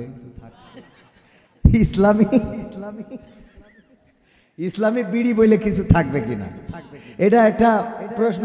এটা তো হইতেই পারে, যারা বিড়ি খায় তাদের এটার দরকার আছে না? কথা কয় না, আছে কিনা? তাদের এটা লাগবে না? লাগবে। তো ওরা যদি যেহেতু বলছে হুজুর অগ্রণী ব্যাংকে টাকা রাখলি তো যেহেতু সুদ হয়, তো ইসলামী ব্যাংকে রাখলি তার সুদ আসছে না, তো ওইরাম যদি ইসলামী কোনো বিড়ি বানাই দেন তাহলে আমরা সেইটা খাবো, যাতে আমাদের আর কোনো ঝামেলা না থাকে। তো এরম হবে কিনা? আমি বললাম বাবা বিড়ি খাওয়া লাগে কিসের জন্য? বলছে টেনশনের জন্য। কিসের জন্য? আমি বললাম টেনশন হয় কিসের জন্য? কয় টাকা নেই, পয়সা নেই, সংসার চলে না, দিন যায় না, জামা নেই, পোশাক নেই, স্ত্রী সন্তান নিয়ে বেকায়দায় কেন? স্ত্রী অন্য জায়গায় লাইন মারে, সন্তান প্রেম করে, নামাজ পড়ে না, ভালো কাজ করে না, এইসব টেনশন থেকে খালি বিড়ি খায় আর টেনশন দূর করার চেষ্টা করি। আমি বললাম শোনেন, ইসলাম যদি কায়েম হয় তাইলে জাকাত ভিত্তিক অর্থ ব্যবস্থা কায়েম হবে। কি ভিত্তিক? জাকাত ভিত্তিক। এখন এই গ্রামের বড় লোক যিনি, উনার যদি 40 লাখ টাকা থাকে, জাকাত দেবে কয় লাখ? কয় লাখ? 40 লাখে 1 লাখ। 100 টাকায় 2.5 টাকা, 100 ভাগের মধ্যে 2.5 ভাগ, 40 ভাগে 1 ভাগ। এখন 1 বছর থেকে গেল, এই গ্রামের একজন 40 কোটি টাকার মালিক, তার কয় টাকা দিতে হবে? 1 কোটি। 1 কোটি টাকা যদি জাকাত দেয় বছরে, এই টাকা ভাগ করে দিলি, বলেন দিন হুজুরের কি আর টেনশন আছে ইমামতি নিয়ে? যে বেতন দেবে কি দেবে না, কারণ জাকাতের টাকাতেই তো হয়ে যাবে। গরিব মানুষ যারা, তারা এটার হক। বাড়িতে ডাক দেবে, আসেন হুজুর আপনার হক নিয়ে আইছি। কের হক? এই যে জাকাতের টাকা, আমার 1 কোটি টাকা জাকাত হয়েছে, আপনার 1 লাখ দিলাম। কয় লাখ? হুজুর 5,000 টাকা করে বেতন পাই, 5-12 60,000 টাকা। 1 লাখ টাকা যদি জাকাতে পাই, তো ইমামতি সাইডে দিয়ে দৌড় দেবে। ঠিক না বে? ঠিক। আমি বললাম জাকাত ভিত্তিক অর্থ ব্যবস্থা যখন কায়েম হয়ে যাবে তখন আপনার টাকার চিন্তা থাকবে। আপনি যদি অভাবী হন তাইলে ওই আকিজের সম্পদ থেকে, বসুন্ধরা থেকে, যমুনা গ্রুপ থেকে, আরো যত বড় বড় কোম্পানি আছে, মেঘনা, যমুনা, সুরমা, এদের থেকে সব কেটে নেবে সরকার, অটোমেটিক কেটে নিয়ে এবার ভাগ করিয়ে দেবে। এই গ্রামে কয়জন গরিব আছে দেখা যাবে, প্রথম বছর, দ্বিতীয় বছর, তৃতীয় বছর, এর মধ্যে আপনি নিজেই বড় লোক হয়ে এবার আপনার জাকাতের আবার জাকাত দিতে হচ্ছে। কারণ গত বছর যে জাকাত নিলেন ও খেয়ে তাও এখনো 1 লাখ থেকে গেছে। বোঝেননি? জাকাতের তো আবার জাকাত খরচ হয়ে যাবে। তাহলে কি আপনার টাকার চিন্তা থাকলো? এইবার পর্দা করে চলা লাগবে। নারীরা চাইলেই আর ইচ্ছা মতো যা ইচ্ছা তাই করতে পারবে না, যার তার সাথে ফোনে কথা বলতে পারবে না। ইসলাম যদি কায়েম হয়ে যায়, নারীদের বাউন্ডারি যেটা, সেই বাউন্ডারি মেনে চলা লাগবে। এইগুলো যখন করবে তখন আপনার কি আর পরকীয়ার চিন্তা থাকলো?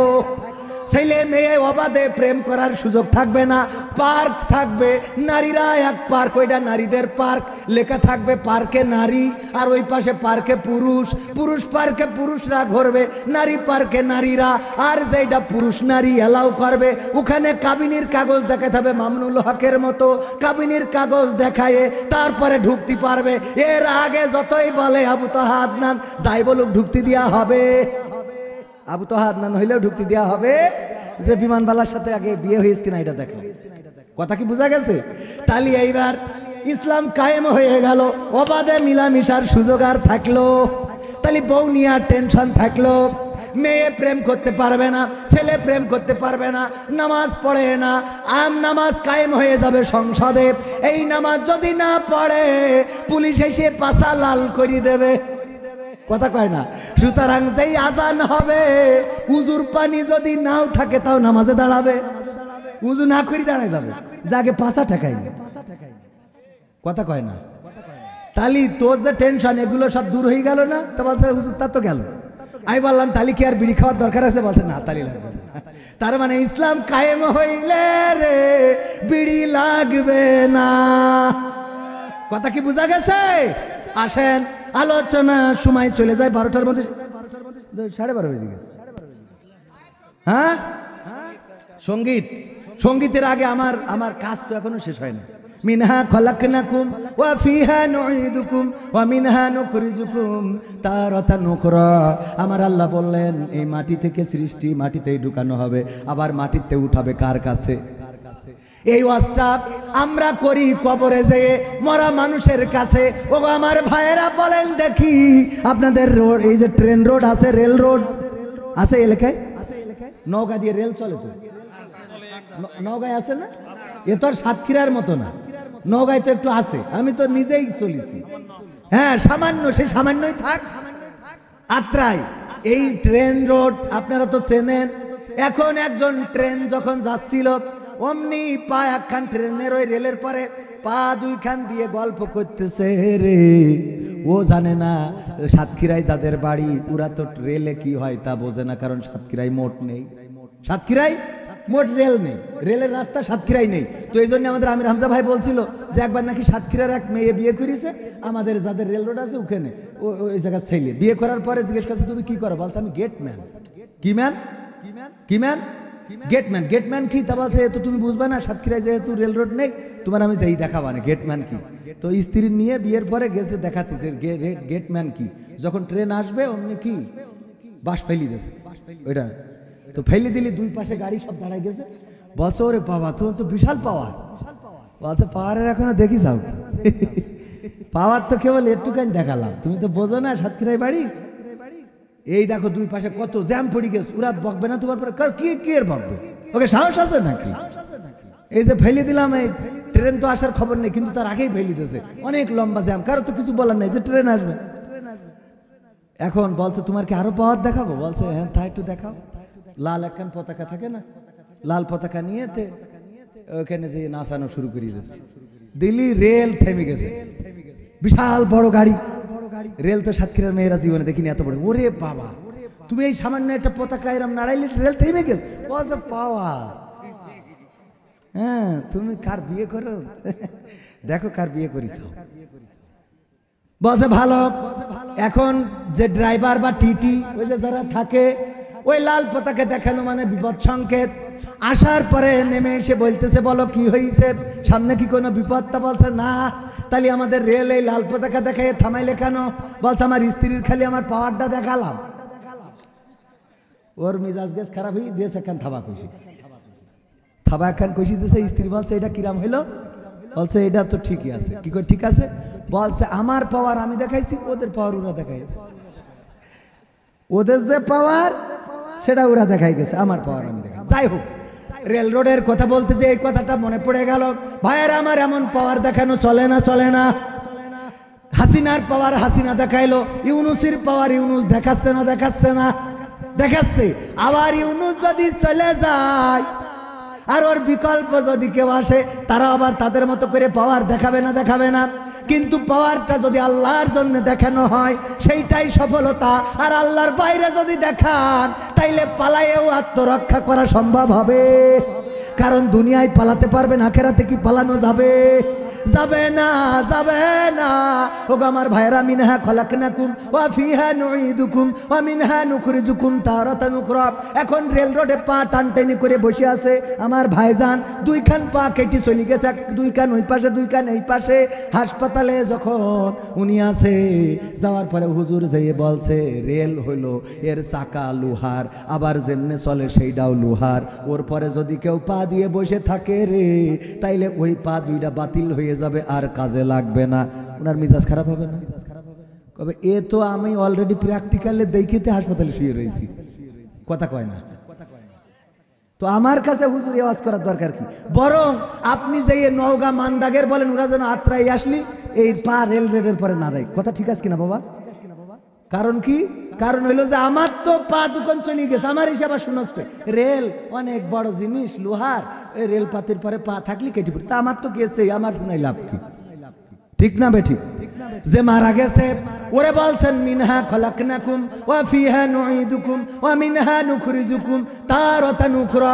ওগো মানুষ, তোমাকে এই মাটি থেকে সৃষ্টি করা হয়েছে, আবার মাটিতে ঢুকানো হবে, আবার মাটিতে উঠানো হবে, আল্লাহর কাছে দাঁড় করানো হবে। মরা মানুষের যখন এই কথা বলেন, ওর তো মিজাজটা যায় খারাপ হয়ে, ও যদি পাইতো কাপনে যদি ওই দড়ি বান্ধা না থাকতো, হাত বের করে থাবা বসিয়ে দিত। কেন? কারণ আমার যে কি হবে সেটা তো আমি অলরেডি টের পাচ্ছি, আমার তো খেলা ভাই না। আমি মরিছি, এখন কবরে রাখবা, এরপরে আবার উঠাবে, তো আমি বুঝতে পারছি। তুই আমার না বইলে এই এখন গ্রামে যে দেখ চার দোকানের সামনে পরিমণি দেখতেছে, ওর যে এইটা বল, কথা কয় না। ওয়াজটা কি বুঝতে পারিছেন? এই ওয়াজটা প্রথমে আল্লাহ করেছিলেন মুসা আলাইহিস সালামকে দিয়ে ফেরাউনের কাছে। কার কাছে? ফেরাউনের কাছে। কার কাছে? আর আমরা নিয়ে যে লাগাইছি কনে? কবরে। এই ওয়াজ ফেরাউনের ওয়াজ, এই আয়াত ফেরাউনের আয়াত, এই দোয়া ফেরাউনের দোয়া। কে দোয়া? ফেরাউনের দোয়া, ফেরাউনের ভালো করার দোয়া। আল্লাহ বলছে ওগো মুসা যাও। ফেরাউন বাউন্ডারি ক্রস করে বলছে আনা রব্বুকুমুল আলা, তারে থামাও। মুসা বলছে আমি যদি বলি ও যদি না শোনে, বলছে মৌজেজা দেখাবা। কি মৌজেজা? লাঠি ছেড়ে দিবা, সাপ হবে, বগলে হাত ঢুকাবা, আগুন ছটকাবে, আগুন জ্বলবে, নূর চমকাবে। যদি না মানে, আল্লাহ বললেন ওগো মুসা যদি না মানে সূরা তাহার 55 নম্বর আয়াত পড়ে নিবেন। আল্লাহ বললেন ওগো মুসা ফিরাউনকে সুন্দর করে বলবা মিনহা খলাকনাকুম ওয়া ফিহা নুঈদুকুম ওয়া মিনহা নুখরিজুকুম তারাতান উখরা। ওগো ফিরাউন, তুমি আল্লাহ দাবি করো, অথচ তোমারে মাটিতে বানানো হয়েছে, আবার মাটিতে ঢুকানো হবে, আবার একদিন এই মাটি থেকে উঠানো হবে। সুতরাং ফিরে আসো, আল্লাহর পথে ফিরে আসো, তওবা করো, ভালো হয়ে যাও। ওয়াজটা মুসা করেছেন কার কাছে? আর আমরা করি কার কাছে? আমাদের এই ওয়াজ করার দরকার। এই গ্রামে আওয়ামী লীগের নেতা যে, এখন তো আওয়ামী লীগের নেতার পাওয়ার নেই, এই গ্রামে বিএনপির নেতা যে, তার যে বলতে হবে ওগো নেতা মিনহা খলাকনাকুম ওয়া ফিহা নুঈদুকুম ওয়া মিনহা নুখরিজুকুম তারাতান উখরা। আপনি দয়া করে আল্লাহর বিরুদ্ধে যাবেন না, কোরআনের বিরুদ্ধে যাবেন না, ইসলামের বিরুদ্ধে যাবেন না। কারণ হলো আপনাকে মাটি থেকে বানানো, আবার মাটিতে ঢুকানো হবে, আবার একদিন আল্লাহ মাটি থেকে উঠাবে। সুতরাং আল্লাহর পথে আসার দরকার আছে না নাই? এই ওয়াজ শোনাতে হবে ডক্টর ইউনূসের, এই ওয়াজ শোনাতে হবে আসিফ নজরুলের, এই ওয়াজ শোনাতে হবে গোলাম সরোয়ার মোস্তফা সরোয়ার ফারুকির উপদেষ্টাদের, এই ওয়াজগুলো শুনাইতে হবে ওই যে সার্জিস আলমের, হাসনাত আব্দুল্লাহর, এই ওয়াজ শুনাইতে হবে আসিফ মাহমুদের। কারণ ক্ষমতা পাওয়ার আগে আসিফ মাহমুদের বাটন ফোন, আর ক্ষমতা পাওয়ার পরে হাঁস খাতি যায় আর এক জায়গায়, কথা কয় না। ক্ষমতা পাওয়ার আগে ডাইল জুটত না, এখন ক্ষমতা পাওয়ার পরে হাঁসের গোশ। এই সত্য বলছি না মিথ্যা বলছি? ওর যেয়ে বলতে হবে মিনহা খলাকনাকুম ওয়া ফিহা নুঈদুকুম ওয়া মিনহা নুখরিজুকুম তারাতান উখরা। ওগো আসিফ মাহমুদ, তুমি তো কয়েকদিন আগেও বাটন ফোন চালাইতে, তোমার পকেটে টাকা ছিল না, ডাইল ভাত দিয়ে ভার্সিটিতে ভাত খাইতে, তাও প্রতিদিন জুটতো না। এখন উপদেষ্টা হওয়ার পরে তোমার হাতে 2 কান স্মার্টফোন, আবার তুমি হাঁস খাতি যাও শখ করে। তুমি কি চিন্তা করো না এই মাটিতে আল্লাহ তোমারে বানাইছে, এই মাটিতে ঢুকাবে আবার এই মাটিতে উঠাবে। সুতরাং দুর্নীতি করে হাঁস খাওয়া যাবে না। তাহলে ওয়াজ কনে করতে হবে, বোঝা গেছে? এই ওয়াজ করতে হবে ভাবির কাছে। যুবকরা বলছে হুজুর তাহলে কন করবো না। ভাবি যখন বলে স্বামী আমার যেমন তেমন, দেওর আমার মনের মতন গো, আছে না নাই? ওর স্বামী যেমন তেমন, দেওর ভালো লাগে, দেওরের সাথে মোটর সাইকেলে গিয়ার দিতে ভালো লাগে, আছে না নাই? ওই দেওর শোনাবে ভাবিকে মিনহা খলাকনাকুম ওয়া ফিহা নুঈদুকুম ওয়া মিনহা নুখরিজুকুম তারাতান উখরা। ওগো ভাবি, কেমন করে তুমি আমার দিকে তাকাও? তোমার আমার দিকে তাকানোর কোনো বৈধতা নাই। ওগো ভাবি, তুমি কি চিন্তা করো না এই মাটিতে তোমার বানানো, মাটিতেই ঢুকাবে, মাটিতে উঠাবে। সুতরাং আমি আর তুমি কোনোদিন এক হওয়া যাবে। লাইলাতুল ফেব্রুয়ারির আগের রাতি ওয়াজ করা লাগবে ওই শ্বশুরের মেয়ের কাছে, মানে হবু শ্বশুরের মেয়ের কাছে। মিনহা খলাকনাকুম ওয়া ফিহা নুঈদুকুম ওয়া মিনহা নুখরিজুকুম তারাতান উখরা। ওগো আমার সুন্দরী, ওগো বান্ধবী, তোমার সাথে কালকে আমি লাইলাতুল ফেব্রুয়ারি বেরোতে পারবো না, কারণ আমার আল্লাহ এটা বাউন্ডারি দিয়েছে। তোমার আর আমার একসাথে চলা যাবে না। কেন চলবো? তুমি কেন আমার কাছে আমার সাথে চলতে চাও? তুমি কি ভাবো না এই মাটি দিয়ে তোমারে বানানো, আবার মাটিতে ঢুকাবে, আবার মাটিতে উঠাবে? বলেন দেখি, এই ওয়াজ করলে ওই বান্ধবী কি আপনার সাথে আর মোটরে গিয়ার মারবে? কথা কি বোঝা গেছে? ওয়াজ কোনে শোনাইতে হবে? গ্রামের বড় সুদখোর যেই বলবেন মিনহা খলাকনাকুম ওয়া ফিহা নুঈদুকুম ওয়া মিনহা নুখরিজুকুম তারাতান উখরা। সুদখোর, আর সুদ খেও না। এত টাকা কোনে নিয়ে যাবা? ব্যাংকে পড়ে থাকবে, তোমার তো মাটিতে ঢুকানো হবে, মাটিতে উঠানো হবে, মাবার কি তোমার আল্লাহর কাছে দাঁড় করাবে। এই কথা সুদখোরের বলা লাগবে, জেনাকারের বলা লাগবে, নেতার বলা লাগবে, সাদাবাজের বলা লাগবে, দুর্নীতিবাজের বলা লাগবে। এই কথাগুলো এই পাওয়ারফুল জায়গায় বলা লাগবে। আর আমরা সব বাদ দিয়ে যে মরিয়ে গেছে ওর যাইয়ে বলি, ও বলে আমার বলি লাভ কি? কথা কয় না। পাওয়ারফুলের ওয়াজ লাগাইছি, জিএনএ পাওয়ার নেই, মানে ও মরি গেছে। এখন ওর যদি আপনি আয়াত পড়া কেন, ওর যদি যাই করেন, ওর সব মেনে নেওয়া ছাড়া তো রাস্তা নেই, আছে? এই ওয়াজ ওই লোকের শোনায় কোনো লাভ? শোনাবেন কারে? তার মানে কবরে না পড়ে কবর থেকে আসার সময় দেখেন না সাত দোকানে টিভিতে টু, আরে বাবা, হ্যাঁ আছে না? আমি এখন তো যুবকদের বিয়ে ডিজে ছাড়া হয় না, হয়?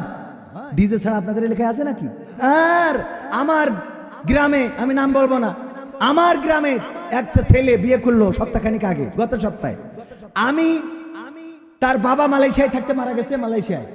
এই লাশটাকে অবৈধ, মালয়েশিয়ায় অবৈধ থাকে না, পারমিট বিহীন লোক মারা যাওয়ার পরে তারে পাঠানোর কেউ নাই। আমার কাছে ফোন করে বাড়ির থেকে কান্নাকাটি করতেছে। আমি নিজে দায়িত্ব নিয়ে সেই লাশটাকে অ্যাকসেপ্ট করে পুলিশি হেফাজতে পুলিশ রিপোর্ট করে যে হাসপাতালে ডিপ ফ্রিজে রেখে কাগজপাতি ট্রাভেল পাস কমপ্লিট করে লাশটা দেশে পাঠালাম। তার ছেলে আবার পরবর্তীতে মালয়েশিয়ায় গেছে, যেয়ে এই কয়দিন আগে ছুটিতে এসেছে, এসে বিয়ে করতেছে। বিয়ের দিন বাড়ি গায়ে হলুদের কুপাকুপি বাড়ি চলতেছে। ওরে বাবা, জ্বালাইয়া গেলা মনের আগুন নিবাইয়া গেলা না। আমি মনে মনে করলাম, আহারে এই মানুষটা আজকে বিয়ে করতেছে যার বাবা মালয়েশিয়া থেকে লাশ এসেছিল, আর এ বিদেশ থেকে বাড়ি এসেছে। অন্তত শুকরিয়া হিসাবে এই বিয়েকে কেন্দ্র করে একটা ভালো কাজ করা দরকার ছিল, যে আমার বাবা আসলো লাশ আর আমি আসলাম বর হয়ে। আল্লাহ তুমি আমার তৌফিক দিয়েছো, মাথাটা সিজদায় দিয়ে দেওয়া দরকার ছিল। বলেন ঠিক কিনা? আমার একটা চিন্তা, এই কাজগুলো যারা করে, যে মুসলমানের দিন ডিজে বাড়ি, গায়ে হলুদের দিন বাড়ি ডিজে বাড়ি, ডিজে বাজায় না? হ্যাঁ বাজায় না? বাজায় না? বিয়ের দিন ডিজে, বাসরাতি ডিজে। আমার একটা ইচ্ছা, ওই বাড়ি যেদিন কেউ মরি যাবে ওই দিন ইমামের বাদ দিয়ে থুই আমি নিজের টাকা স্পিকার ভাড়া করি ইমামের ওখানে লাগাই দেবো, দিয়ে বলবো দয়াল তোর লাইগা রে এ দয়াল তোর। হ্যাঁ কব দে বাড়ি, কারণ তোর মুসলমানের দিন যদি ডিজে বাজে, তোর গায়ে হলুদের দিন যদি ডিজে বাজে, তোর বিয়ের দিন যদি ডিজে বাজে, তোর জানাজার দিনও ডিজে বাজাবে। ঠিক না ভাই? ঠিক। জানাজার দিন ডিজে ডাইরেক্ট সামনে ইমাম যেখানে দাঁড়ায় ওখানে লাগাই দেবেন, ওখানে হবে বন্ধু জ্বালাইয়া গেলা মনের আগুন নিভাইয়া গেলা না। তোর বিয়ের দিন যদি এইটা গাইতে পারে, মরণের দিনও গাইতে পারে। কারণ বিয়েও আল্লাহর ইবাদত। কি? আল্লাহ নির্ধারিত ইবাদত। এটা বিয়ে আপনার খামখেয়ালি না, এটা বাংলাদেশের কোন আইন না। কার আইন? আবার জানাজা কার আইন? বিয়েও বিধান কার? আল্লাহর বিধান। জানাজা কার বিধান? আল্লাহর বিধান। তো বিয়ের বিধানে যদি ডিজে বাজে, জানাজার বিধানে ডিজে বাজানো যাবে না। তুমি কোন পাইছ, কোন হাদিসে পাইছো? সুতরাং মাথায় রাখবেন, যেই বাড়ি বিয়েতে ডিজে বাজবে, ওগের বাড়ি জানাজার দিন ডিজে বাজাই দেবেন। দরকার হলে একটা স্পিকার কবরেও দিয়ে দেবেন, দিয়ে ব্লুটুথ কানেক্ট করিতে উপরতে বাজাবেন, যাতে ফেরেশতারাও শুনতে পায়। এই ইউনিয়নের চেয়ারম্যান লিল্লাহি, চেয়ারম্যানটা 2000 টাকা, আর একটা শূন্য বেশি থাকা দরকার। হ্যাঁ, আর একটা শূন্য বাড়াই দিলি তো বেশি না। আগে 10,000 দিয়েছে, তাহলে মাইনে নিলাম। তা না হলে আর একটা শূন্য যোগ করে দিত। বলছে একের জন্য 100 হয়নি। পরীক্ষা দিয়েছে, রেজাল্ট বেরিয়েছে, আব্বা জিজ্ঞেস করছে তোর পরীক্ষার খাতায় কত হিসাব? বলছে আব্বা একের জন্য 100 হয়নি। বলছে যাক, তাও ভালো, অসুবিধা কি? তা বলছে না ঠিক আছে, এখন কি করা? পাশে ওর বন্ধু ছিল, বলছে চাচা ওর একের জন্য যে 100 হয়নি, তা কের জন্য জানো? তা বলছে না, বলছে ও দুটো শূন্য পেয়েছে। মানে ও দুটো শূন্য পেয়েছে, ওই এক হলে 100 হইতো। ঠিক আছে, 99 না, দুটো শূন্য পেয়েছে। যাই হোক, এস এম গোলাম আজম সাহেব চেয়ারম্যান, আগে 10,000 দিয়েছে, পরে 2,000 টাকা। আল্লাহ দানকে কবুল করো। মোনাজাত কি সম্মিলিত মোনাজাত করা? সম্মিলিত মোনাজাত আছে? আছে? কেউ কয় নাই, কেউ কয় আছে। আমি যাব কোন দিকে? তাহলে এক হাত উপরে এক হাত নিচে, তাছাড়া তো উপায় নেই। আছে? আর আর আজ আর রাত অনেক বাবা,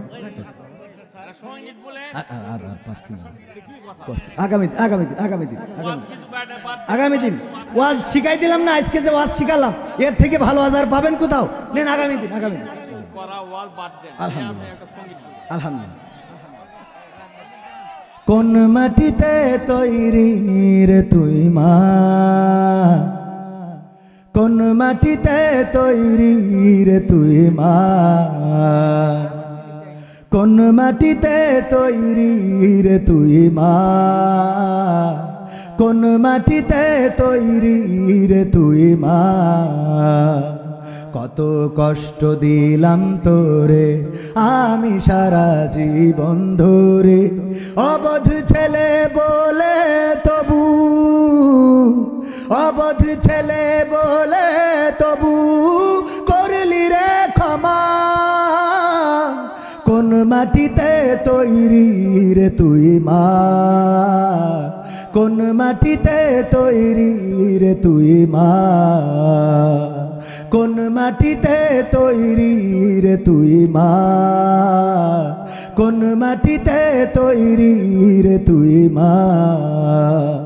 মাটির মতো সহ্য করার প্রবল ক্ষমতা, তবুও তোর ঠোঁটে ঝরে মায়ের মমতা। মাটির মতো সহ্য করার প্রবল ক্ষমতা, তবুও তোর ঠোঁটে ঝরে মায়ের মমতা। তিন ভুবনের স্বর্গ শুধু, তিন ভুবনের স্বর্গ শুধু তুই তো আমার মা।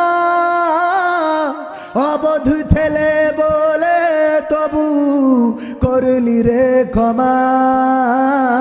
কোন মাটিতে তৈরি রে তুই মা, কোন মাটিতে তৈরি রে তুই মা, কোন মাটিতে তৈরি রে তুই মা, কোন মাটিতে তৈরি রে তুই মা। আবার যদি কখনো মা জন্ম আমি পাই, সব জনমেই তোর কোলে মা সুখের মরণ চাই। আবার যদি কখনো মা জন্ম আমি পাই, সব জনমেই তোর কোলে মা সুখের মরণ চাই। আমি মারা যাবার আগে, আমি মারা যাবার আগে মরিস না তুই মা। অবধ ছেলে বলে তবু করলি রে ক্ষমা।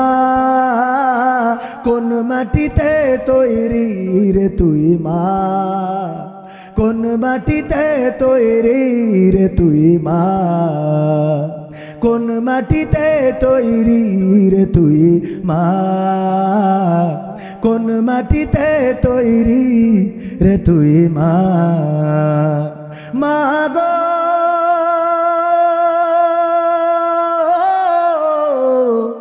ও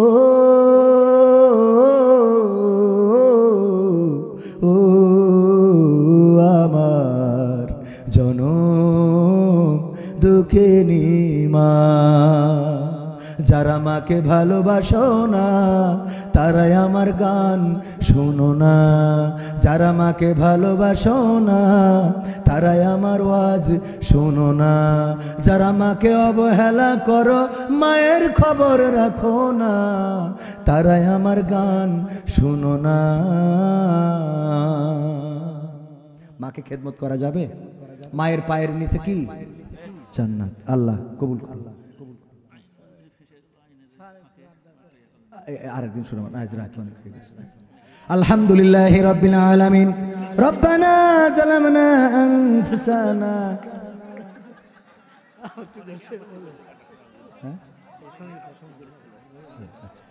আচ্ছা ওই মানুষ ওই দলেরই, তাও আইনের ফাঁকতে আইন মন্ত্রী ধরার সাপোর্ট দিছে, এতে আপনার ভয় কি? না না ভয় না তো বাবা, বাবা আছে তো এই আগামীতে শুনবে। মানছে অরিজিনাল কথা হচ্ছে ওটা, আপনার গানের মধ্যে অরিজিনাল কথা হচ্ছে বলে বিশ্বাস করবে, এই জন্য শুনবে। কিন্তু বলেন এমপিরা সব, আরে না আমি এ গান গাইছি আপনার এই ও ওবায়দুল কাদের ক্ষমতায় থাকতে আমি হলো খেলা হবে বলালো। এমনি এখন কিসির ভয় মনে করেন? বরং আমার বক্তব্য হলো তখন বলিছি ঠিক আছে, এখন বলতে হবে কেন? বোঝেননি? বাতিলের বিরুদ্ধে তখন বলবো যখন বাতিল ক্ষমতায়। এমপিরা সব কথাই গেল, মন্ত্রীরা সব কথাই গেল, কোথায় কাদের কাকা? তাদের ছাড়া দেশটা এখন লাগে ফাঁকা ফাঁকা। পালাবো না, পালাবে না, পালাবে না, যাই না তবু দেখা। পালাবে না, পালাবে না, যাই না তবু দেখা। তাদের ছাড়া দেশটা এখন লাগে ফাঁকা ফাঁকা, ওদের ছাড়া দেশটা এখন লাগে ফাঁকা ফাঁকা। আইন মন্ত্রী আটকে গেল আইনেরই ফাঁকে, দাড়ি ছাড়া দরবেশের ভণ্ড ভণ্ড লাগে। আইন মন্ত্রী আটকে গেল আইনেরই ফাঁকে, দাড়ি ছাড়া দরবেশের ভণ্ড ভণ্ড লাগে। শুনছি কত নেতা নেত্রী খাইতেছে ভাই ডান্ডা, বিচারপতি কালামানিকের ফাটিয়েছে আন্ডা। পলকেরও ঝলক গেল, পলকেরও ঝলক গেল থামিয়ে নেটের চাকা। তাদের ছাড়া দেশটা এখন লাগে ফাঁকা ফাঁকা, ওদের ছাড়া দেশটা এখন লাগে ফাঁকা ফাঁকা। কই গেল সেই সংসদেতে মমতাজের গান? কোথায় গেল হযরত বলা স্বামী মুসলমান? মমতাজের গান কি আর আছে? আমি বললাম ওগো মমতাজ পারে, যখন তোমার ডার্লিং, যখন তোমার প্রেমিক চলে গেল, তখন তুমি রিক্সাওয়ালারে ডেকে বললে ওরে ও রিক্সাওয়ালা তুই ধীরে ধীরে চালা, তোর সাথে বলবো আমার মনে যত জ্বালা। বলেছে না বলে নাই? রিক্সাওয়ালারে ডাক দিয়ে মনের জ্বালা বললে। আবার যখন তোমার স্বামী ছেড়ে গেল, তখন তুমি বললে, বন্ধু যখন বউ লইয়া আমার বাড়ির সামনে দিয়া লুঙ্গি ধইরা হাইটা যায়, ফাইটা যায়, ও কইলজে ফাইটা যায়, বলেছে না বলে নাই?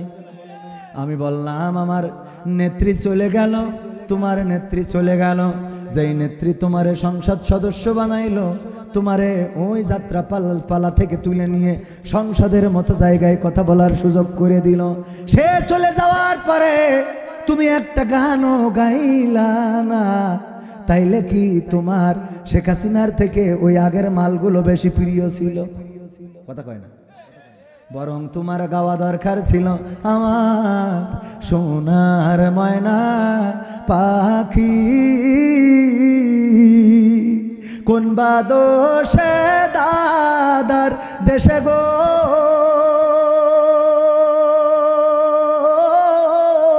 আমরা দেশে কেমনে থাকি রে আমার কলজের ময়না পাখি।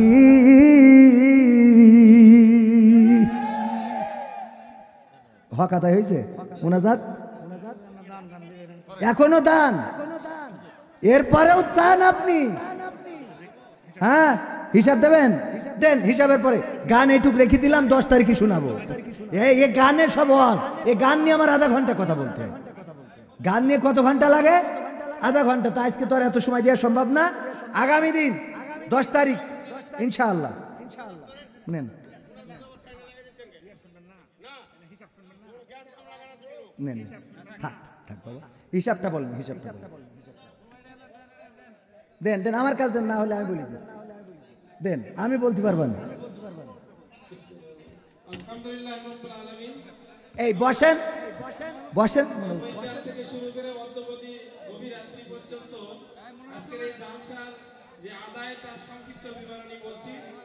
নগদ টাকা 1,06,015 এবং বাকি 17,500 টাকা, ধান 20 মণ 30 কেজি, আলু 30 কেজি, পেঁয়াজ 30 কেজি, সিমেন্ট 12 ব্যাগ আর গরুর একটি। কালেকশন তো খারাপ হয়নি, মোটামুটি আজকে আমি যা করলাম আপনি বলেন। আপনাদেরকে ধন্যবাদ। এখন মোনাজাতের মাধ্যমে আজকের এই জলসা সমাপ্তি ঘোষণা করা হবে। আপনি করলে একটু ভালো হবে। اللهم آمين. ربنا ظلمنا أنفسنا وإن لم تغفر لنا وترحمنا لنكونن من الخاسرين. ربنا إن